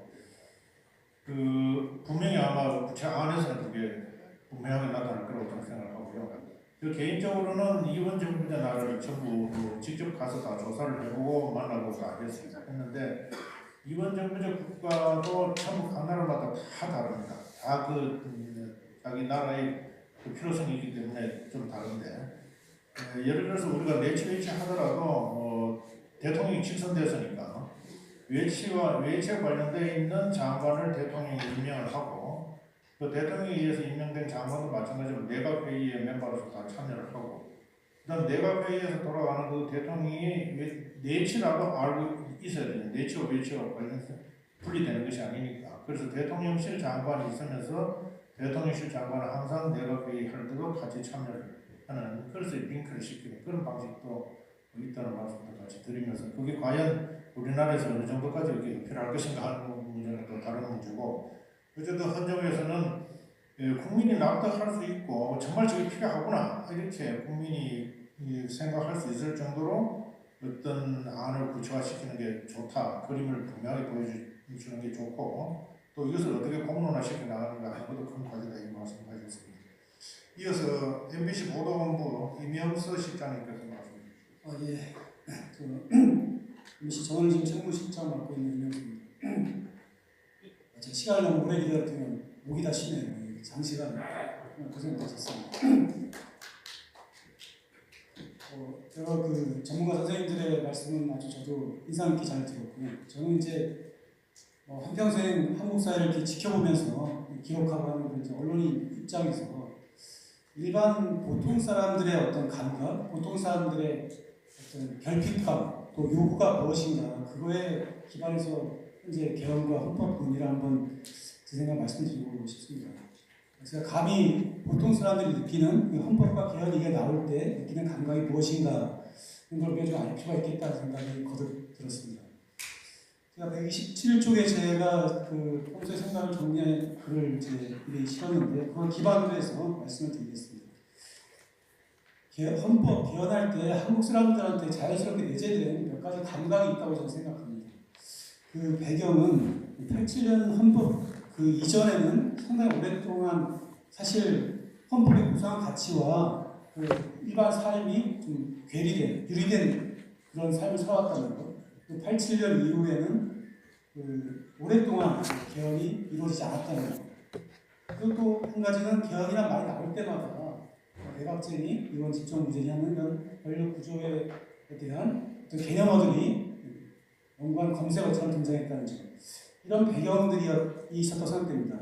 이런 걸 통해서 지난 세월 우리 일반 사람들이 갖게 된 헌법과 개헌에 대한 감각은 나하고는 좀 거리가 먼 무엇으로 점점 강화되어야 한다 이렇게 생각합니다. 먼저 가장 오랜 그 87년 이전의 헌법이 나하고 괴리된 나하고 별 관련 없는 그런 존재, 그런 삶을 살아온 특히 장년 이상 계층이겠죠. 이런 계층들한테는 여전히 헌법이 우리 내 당장의 삶에 무슨 관련이 있겠어라는 이런 인식이 한국에 자리 잡고 있다는 것이 하나의 낭만이 될 수 있겠다는 생각이 듭니다. 두 번째 87년 이후에 상당 시간 개헌이 이루어지지 않으면서도 개헌 얘기는 때가 되면 또 등장을 해요. 그러면 그 과정에서 일반 사람들은 개헌이란 참으로 하기가 어려운 거구나. 아마 불가능한 거구나. 그래서 당장 불편하지도 않다. 이런 생각들이 강화되었다. 말씀드리고 싶습니다. 그리고 세 번째 내각제 중임제, 이원집정부제 이런 개념어들이 물론 굉장히 중요한 담론들입니다만은 일반 사람들한테는 어떤 권력자들의 권력을 어떻게 나눌 것인가의 문제 그리고 좀 전문적인 이야기 결과적으로 우리 일반 시민들한테는 개헌에 대한 개헌에 대한 상상력이 좁혀져 오는 과정을 겪지 않았나 하는 생각을 하게 됩니다. 그래서 저는 헌법을 어떻게 바꿀 것인가 그 이전에 이런 과정이 좀 필요하다. 개헌은 내 삶을 바꾸는 것이다라는 인식, 그리고 바꿀 수 있고 바꿔야 한다는 인식, 그리고 이게 단지 권력 구조의 문제만이 아니고 우리 공동체가 어떤 방향으로 나아갈 것인가 그것에 대한 근본적인 논의다. 이런 것에 대한 공감대, 합의 이런 것들이 이루어지는 과정 자체가 저는 개헌 작업이라고 생각됩니다. 다른 말로 하자면 지금 당장 우리가 안고 있는 문제를 이 개헌으로 풀어갈 수 있겠느냐.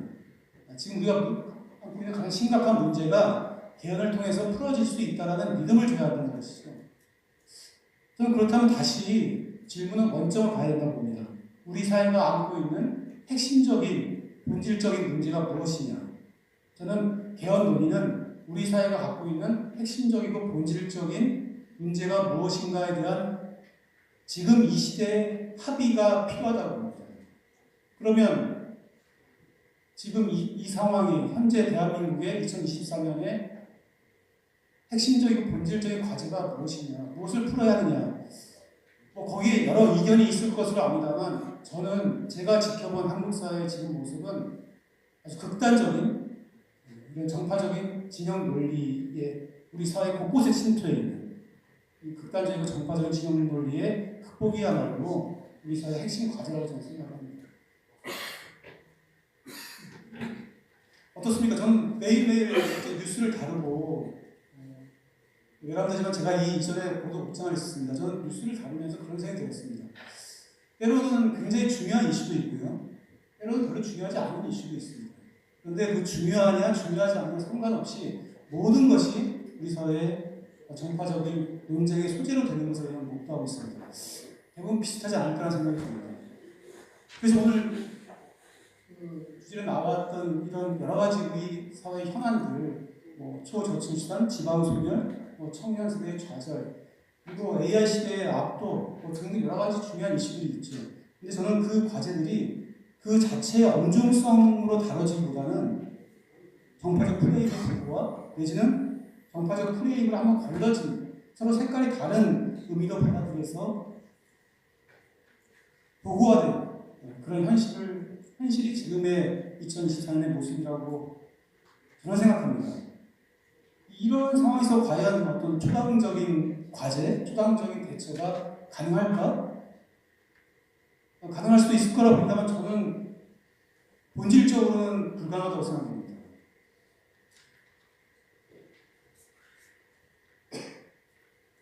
그래서 저는 가장 비관적으로 지금 대한민국 2024년의 모습을 좀 극단적으로 얘기를 하자면 아주 극단적인 정파 대립이 사회의 각 분야, 심지어는 정치와 아무 관련이 없는 그런 영향까지 대리 전장화하고 있다. 그 대리 전장화의 영역이 점점 확산되고 있다.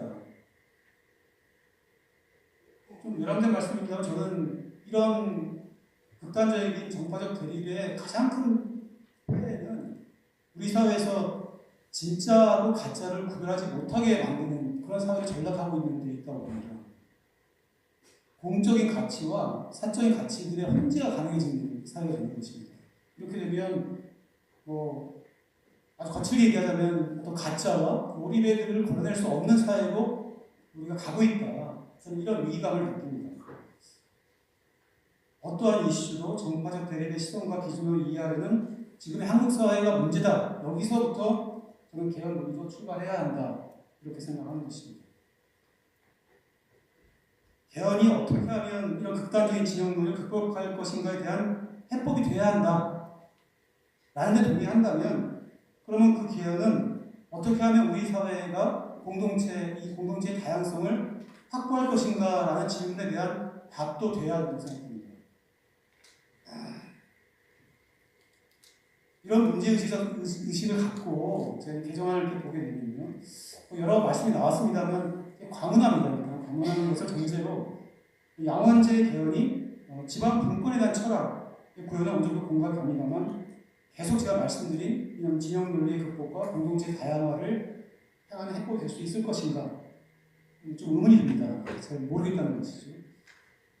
물론 지역의 생존, 공간적 분권, 지방의 가치 물론 중요합니다만 그것과 함께 여러 계층, 세대, 또 우리 다문화 사회 이런 문제까지 포함한 다양한 사회를 지향하는 그런 큰 차원의 포괄적인 해법이 제시되어야 되지 않을까 하는 생각이 있습니다. 아울러서 이렇게 극단적인 진영 논리가 압도하는 우리 한국 사회에서 양원제가 이 정파적 대립의 해소책이 될지 아니면 오히려 그 정파적 대립을 가열화하는 그런 장이 될지 예상할 수 있을까 역시 과문합니다만 좀 걱정이 되는 부분입니다. 그리고 또 한 가지 이제 개헌 논의에서 우리가 흔히 등장하는 대통령 중임제, 분권형 대통령제에 대해서도 저는 좀 다시 생각해 볼 대목이 있다 생각합니다. 물론 중임제 등에 대해서 많은 우리 국민들이 공감할 것으로 봅니다. 다만 제가 반복적으로 말씀드리는 이런 어떤 극단적인 진영 간의 대립을 극복하는 다양성을 불어넣는 그런 해법의 차원에서는 과연 어떤 의미를 가지는가에 대해서는 좀 더 설명이 필요하지 않나 생각이 좀 듭니다. 이런 우리가 중임제나 분권 대통령제 이런 것이 중요하지 않다는 것이 아니고 제가 갖고 있는 그런 문제의식 차원에서 보자면 어떻게 보면 좀 부수적일 수도 있다라는 그런 좀 도발적인 말씀을 드리고 싶습니다. 그래서 저는 개헌 논의의 진전을 위해서 나름대로의 제안을 하고 싶은 부분이 몇 가지 있습니다. 저는 아까 한상희 교수님 말씀에 상당한 공감을 하는데요. 먼저 우리 그 헌법의 전문에 어떤 내용을 담을지 거기서부터 한번 생각을 해보는 게 어떨까 하는 생각을 하게 됩니다. 진영 논리 극복하겠다는 의지, 다양성을 보장하는 사회, 분권하는 구조, 좀 추상적이지만 분명한 선언을 담는 그런 고민을 하면 어떨까 하는 생각이 듭니다. 제가 이런 생각을 하는 이유는 오늘 이 자리에도 지금 현역 의원님들 두 분 지금 자리에 안 계시는데 정말 가장 이 문제에서 가져야 될 의원님들은 좀 이 주제에 항상 이제 비껴서 있고요.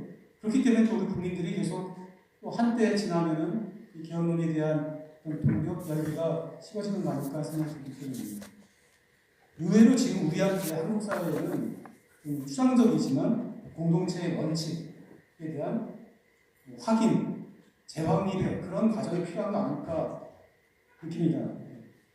그리고 두 번째, 다양한 사회로 지향은 결과적으로 권력이 어떻게 다양함을 불어넣을 것인가. 이것이 결국 해법의 우치라고 생각되는데, 물론 선거법 차원에서 논의가 될 것이긴 하겠습니다만, 원칙적으로 우리 헌법적 가치로 이걸 어떻게 가능할지 한번 우리 고민이 필요하지 않을까 생각이 듭니다. 흔히 제왕적 대통령제 문제에 대한 것은 계속 얘기가 나옵니다만, 좀 원칙적으로, 국가적으로 저도 잘 모릅니다만, 어쨌든 국회가 제 기능을 한다면 그 부분이 지금 그 질서 내에서도 상당 부분 해결될 수 있는 거 아닐까라는 생각도 들고요. 국회에 어떻게 다양한, 그리고 국회의 제 역할을 할 수 있는 그런 구조가 가능할지 좀 더 고민이 필요하다 생각됩니다. 그리고 세 번째는 좀 더 사소할 수도 있는데, 제가 저도 국회에 출입하면서 그런 얘기, 우리의 그 헌법은 대통령제를 기본으로 해서 어떤 내각제 본질적인 보완이 된 제도다 이렇게 교과서적으로 배우고 실제 그렇게 이해를 하고 있는데, 그렇다면 과연 우리 대통령제의 단점이 내각제의 부분적 보완으로 지금 보완되고 있는가? 예를 들면 대표적으로 우리 국회의원의 강력 경직 문제는 여러 번 논란이 있습니다만, 저는 이걸 계속 지켜보면서 어떤 부분이 보완이 된 방식인 건지, 오히려 국회 내에 의회의 어떤 극단적인 대립의 장이 되는 것에 도구가 되는 것 아닐까? 그런 문제식이 있습니다. 요컨대 우리만의 효율적인 제도의 혼합 방식인 건지 아닌지 그걸 한번 좀 찬찬히 따져보자는 것입니다. 내각제, 대통령제 이런 개념에 얽매일 게 아니라 합리적이고 효율적이고 또 상식적이고 공정한 그런 가치로 다시 한번 우리를 바라볼 때 아닌가 생각이 듭니다. 거듭 말씀드립니다만 저는 좀 추상적이고 원칙적인 얘기를 말씀을 드립니다만 진영 논리의 극복 그리고 다양화를 어떻게 기할 것인가 이 두 가지 원칙이 이 개헌 논의에 좀 더 깊게 담게 되기를 이렇게 기대하고 또 응원하고 지켜보겠습니다. 감사합니다. 한강의 교수님과 비슷한 그런 문제의식을 가지고 현재 우리가 왜 필요한가 이 사회에 대한 어떤 진단을 정확하게 하고 그것이 국민들한테 공감을 일으키고 그 공감대 속에서 이렇게 하면 우리 국민들이 좀 더 행복하게 살 수가 있다. 이렇게 하면 이 나라가 훨씬 더 발전할 수 있다. 이것이 기본적으로 이게 보여줘야 이게 결국은 개헌이라는 것이 우리가 달성할 수 있을 것이다 하는 그런 결론이 되는 것 같습니다. 너무 오랜 시간 그 언론계에서는 사실은 시간이 다툼을 크는 자리인데 두 분께서 끝까지 기다려 주시고 그 귀한 말씀을 주셔서 더 감사하다는 말씀을 드리고요. 그러면 지금 시간이 얼마 안 됩니다만은 지금 플로어에는 현직 국회의원님들도 계시고 또 국회 정치에 몸을 담은 분들도 계시고 다양한 경험을 가지고 계신 분들이 계시기 때문에 짧게나마 어떤 코멘트도 좋고 또 토론자 혹은 주제 발표자에 대해서 질문을 해주시도 좋습니다. 예, 말씀하십시오. 제가 마이크를 남궁기는 제가 오후 늦게까지 토론회에 남아 있는 것은 유사일이 처음입니다. 그것은 오늘 이 헌정회가 제기한 토론회가 너무나 중요하기 때문에 그렇습니다. 반드시 이것이 성취되고 이루어져야 됩니다. 그런 의미에서 내가 먼저 지적합니다. 이 헌법을 바꾸는 개정에는 개혁이 있고 혁신이 있고 쇄신이 있습니다. 오늘날 우리 헌법은 37년이 된 헌법입니다. 개정이란 표현이 적절치 않아요. 혁신도 적절치 않아요. 쇄신이라고 고칠 것이. 그리고 우리 대한민국 지금 헌법 쇄신을 하는데 정치 선진화를 목표로 하면 되겠어요? 세계 인류 국가를 위한 헌법 쇄신 대토론회로 고칠 것을 내가 먼저 제의합니다. 그 다음에 이제 본론에 들어갑니다. 국가 발전을 시키는 만고의 진리가 있습니다. 국가 정책을 가장 중요한 만고의 진리가 있습니다. 그거는 강도 목장입니다. 이성계가 했던 정책이에요. 강도 목장이라는 건 뭐냐면 고기 잡을 때 그물, 눈금을 아무리 피워야 고기 못 잡아요. 그물에 별이를 잡아 올려야 되는 거예요. 오늘 다 토론자나 여러분들이 얘기가 나왔지만 대통령제냐, 내각제냐, 이원정부제냐, 양원제냐 다 이거는 그물론이에요. 별이가 아니에요.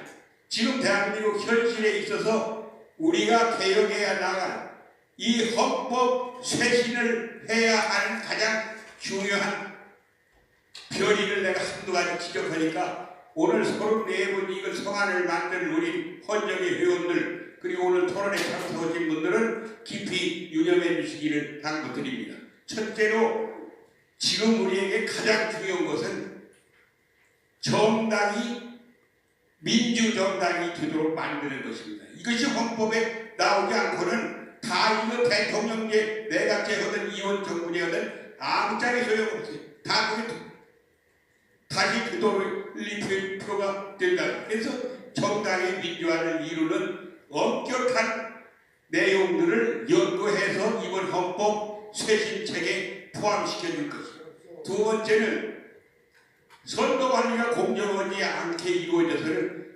대한민국 아무리 이런 내용들이 이루어져 봐야 그건 다 쓸데없는 일이에요. 선거관리가 공정해야 돼. 그러려면 선관위를 대폭 강화하고 공정한 선거관리가 이루어지도록 하게 하고 사전선거는 긴급하고 필요한 경우 외에는 제한해서 당일날 투표하게 만드는 이런 제도로 새로운 헌법에 제정이 돼야 한다.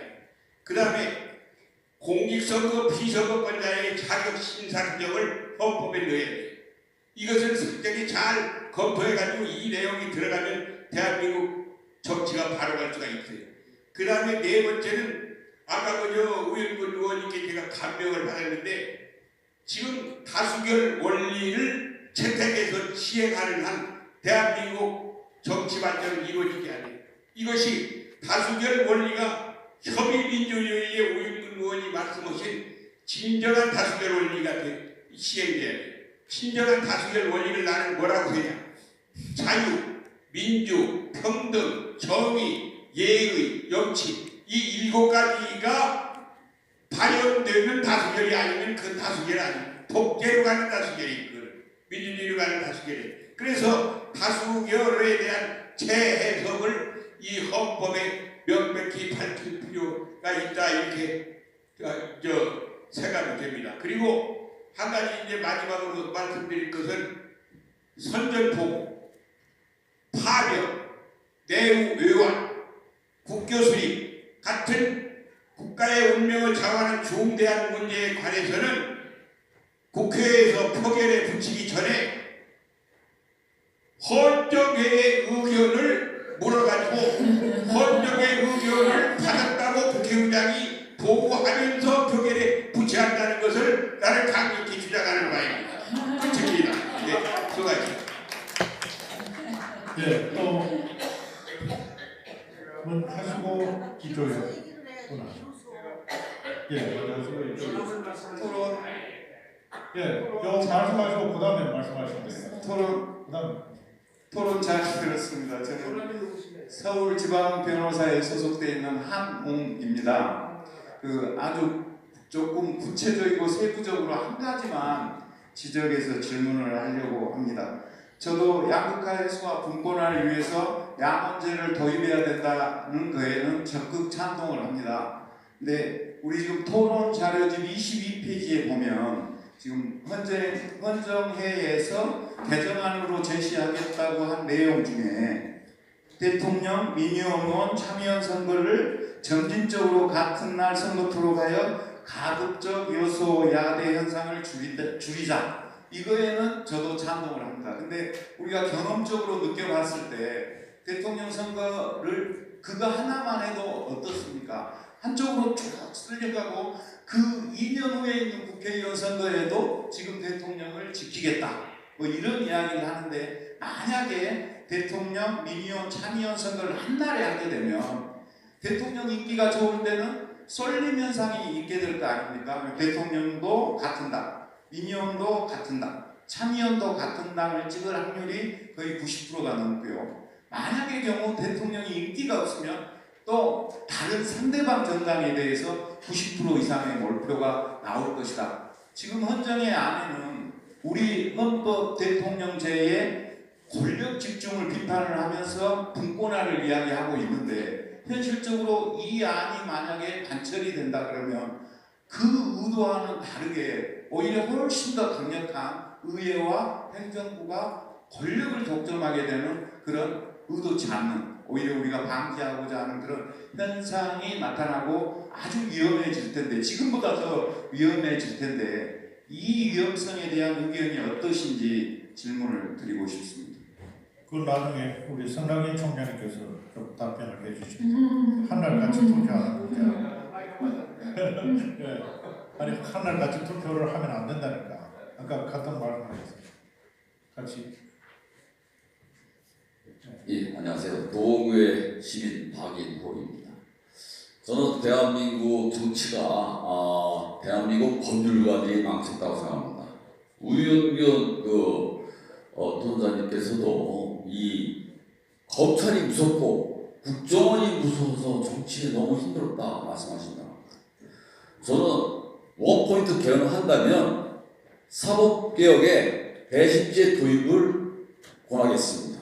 그것은 뭐냐면 대배심제로서 검찰개혁을 이루고 소배심제 재판으로서 어거지 판결을 막을 수 있는 제일 중요한 국내 권리라고 생각합니다. 여기 기조 강연해 주신 대전에서 오신 교수님께서 시민의회를 말씀하셨는데 시민의회는 입법의 배신제의 성격이 있습니다.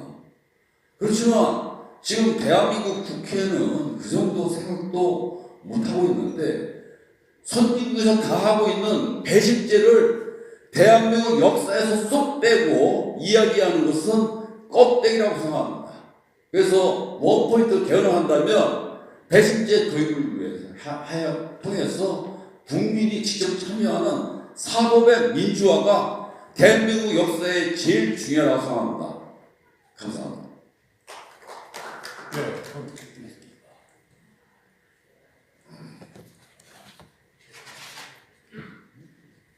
오늘 좋은 자리 공부 많이 했습니다. 그런데 조금 좀 듣기가 조금 하더라고요. 좀 짧게 말씀드리겠습니다. 저는 저기 동대문에서 지방의원 3선을 하고 지금 뉴해신 디저트 포럼에 상임대표로 있는 백분산입니다. 저는 국민당부터 거쳐서 노무현 대통령 거쳐서 정치를 좀 했는데 실질적으로 제가 요즘 정치를 하는 분들을 보고 좀 참담함을 느끼는 게 뭐냐면은 저희는 김대중 대통령을 만들기 위해서 제가 연천부터 출발해가지고 비록 부산 사람이지만은 고향을 버린 놈이라는 소리를 들어가면서까지 했습니다. 그런데 김대중 대통령이 제일로 제 입장에서 잘하신 것은 지방자치의 부활입니다. 그리고 노무현 대통령은 지방분권을 거쳤습니다. 그러면은 지금 현재 민주당 190석을 가지고 지방분권 하고 계십니까? 지방자치 하고 계십니까? 그런데 민주당 사이가 보면은 김대중 노무현 대통령 사진 아마 흘러서 있었습니다.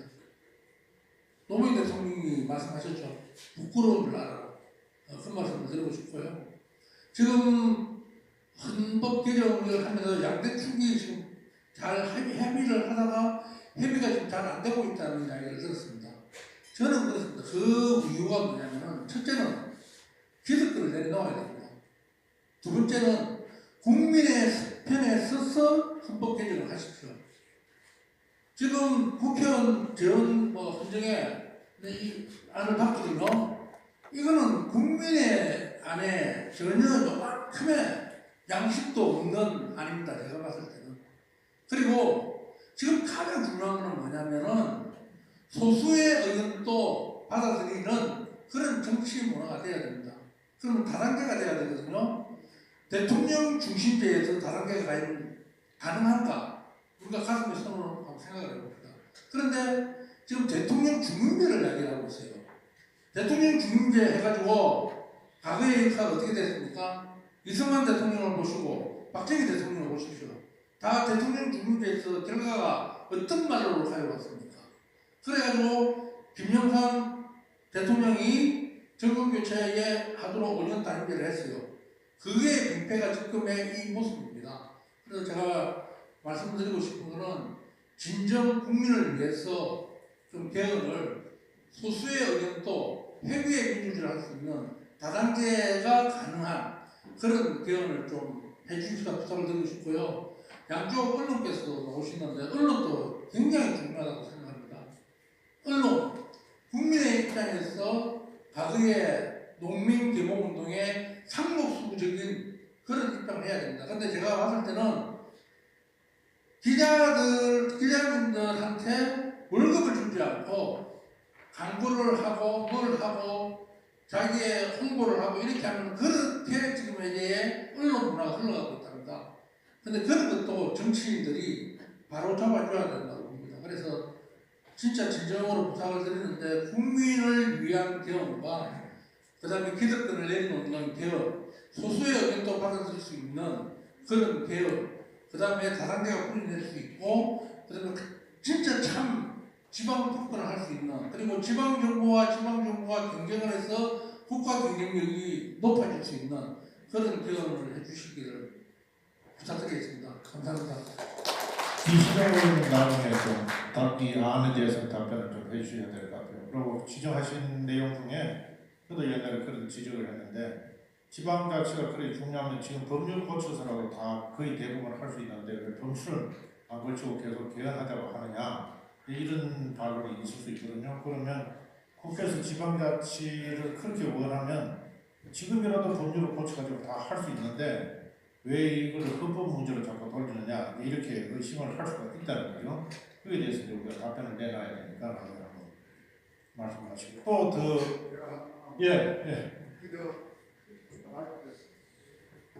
현실적으로 한국 정치의 그 가장 문제점은 권력의 집중화와 그 다음에 권력이 지역적으로 여러분 쉽게 얘기합시다. 무조건 호남하고 무슨 당, 어디는 무슨 당 이래가지고 대통령과 국회가 나중에는 그 일당체가 되게 되어 있습니다. 그래서 보다 더 현실적으로 최소한도 도시만은 중대선거구제를 해서 다수 국회의원을 뽑도록 해야 다당제가 성립되려고 합니다. 그러지 않고는 예를 들면 호남서 위기당에서는 되게 어렵고 또 그 영남서 안 어렵습니다. 한 지역은 너무 넓은 선거구는 그 여러 가지 문제가 좀 있습니다. 그렇지만 전체 인구의 도시 인구가 우리나라 현재 거의 80% 가까이 됩니다. 그렇기 때문에 최소한도 도시 지역에서는 중대선거구가 있다. 두 번째, 오늘 또 문제가 되고 있는 도시선거구제를 다당제라든지 그 다음에 지역에 어떤 지방선을 누르려면 글쎄요 헌법에 소관을 안 했는지 모르겠지만 지방자치단체 개혁을 해야 합니다. 경기도 인구가 1350만 되는데 세종시는 40만도 안 돼요. 제주도 60만도 안 돼요. 이런 의미에서 저는 대단히 근래에 흐뭇하게 생각하는 게 그동안 부울경, 다시 말하면 부산, 울산, 거들리, 또 대구와 영남, 경남, 호남도 바로 오늘이나 내일 광주와 전남 통합을 논하는 세미나를 하고 있습니다. 다음 광주 지변의 시군입니다. 어쨌든 중요한 것은 지역을 예를 들면 구역 지역별로 광역하지 않고는 우리가 바라는 지방자치제도가 수립되기 어렵습니다. 이 두 가지 문제는 직접 헌법에 어떻게 넣느냐 그 문제는 어차피 우리가 헌법 개정하면서 부수적 입법에 포함할지 헌법을 넣을지는 앞으로 논의하는 문제고 이렇게 되어야 정치 권리 정치가 서로 간에 현재와 같은 극단적 대립을 방지하고 그리고 어떤 정치나 행정에 지역화 가능하게 생각합니다. 이런 기록이 꼭 오늘 토론에 들어가야 할 것 같아요. 말씀을 드립니다. 네. 그 말씀하신 내용이 나중에 안성호 교수님 아까 말씀하신 내용 중에 지방자치만 하면 결국은 이른바 잘 나가는 지방자치는 성공하지만 힘없는 지방자치는 이거는 결국 또 지방자치 양극화가 생기잖아요. 그러니까 오늘 아까 이규 교수 말씀하신 대로 균형 이 문제를 명확하게 하자 이렇게 말씀을 하셨는데 알겠습니다. 제 말씀 그 균형 문제가 따라올 때 반드시 행정구역 개편이 오거든요. 그럼 행정구역 개편은 이게 헌법사항이 아니기 때문에 사실 이게 빠져있고 법률사항이니까 하는데 방금 유인하 의원님 말씀하신 대로 그걸 어쨌든 연계시켰는 그림을 국민들한테 얘기를 해줘야 이게 분명하게 설득이 될 수 있다 이 말씀하십니다. 이어서 말씀. 짧게만 하겠습니다. 지금 강원도에서 왔습니다.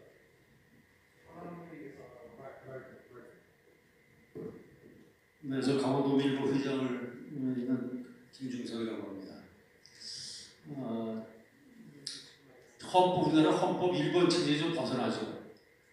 지방자치 제도를 담고 있는 헌법이 117조, 118조가 일본 헌법 그대로 베껴온 겁니다. 지금 우리가 해방된 지가 몇 년 됐는데 일본 헌법 체제를 갖고 하고 있습니까?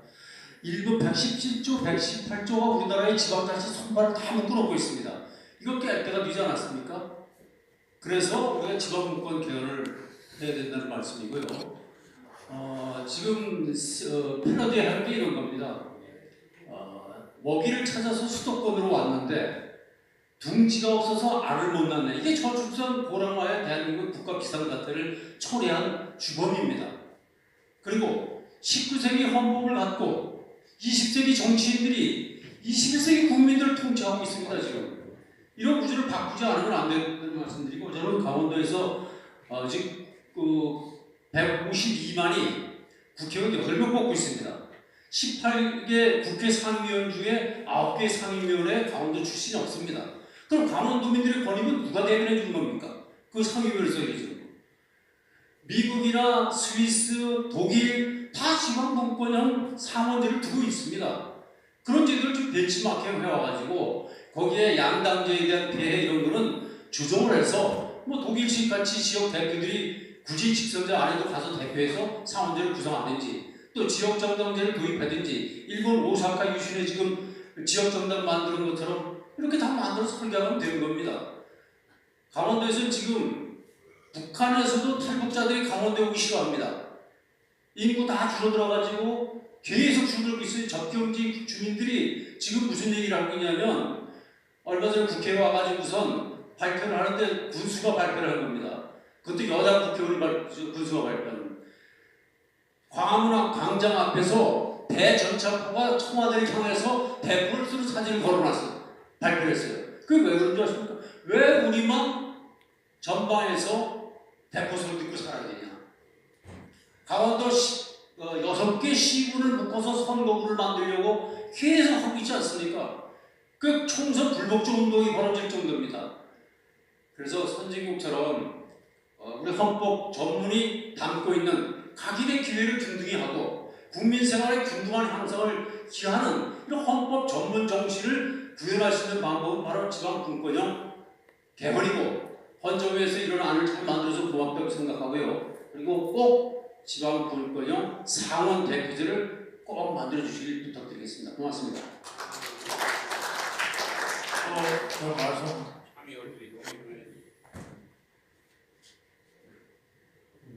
방향은 왜 끝까지 말씀 안 하시고 예, 그러면 이 정도로 그 말씀을 다 들은 걸 하고요. 꼭 관련되어 있는 분들은 주제 발표하신 분이나 토론하신 분이 답변을 좀 하시고, 우리 안에 대해서는 이시정 의원님께서 잠깐 말씀해 주십니다. 그 말씀 듣고 마지막 총정리를 김영준 의원님 말씀. 그렇게 하실랍니까? 같이 설명. 네.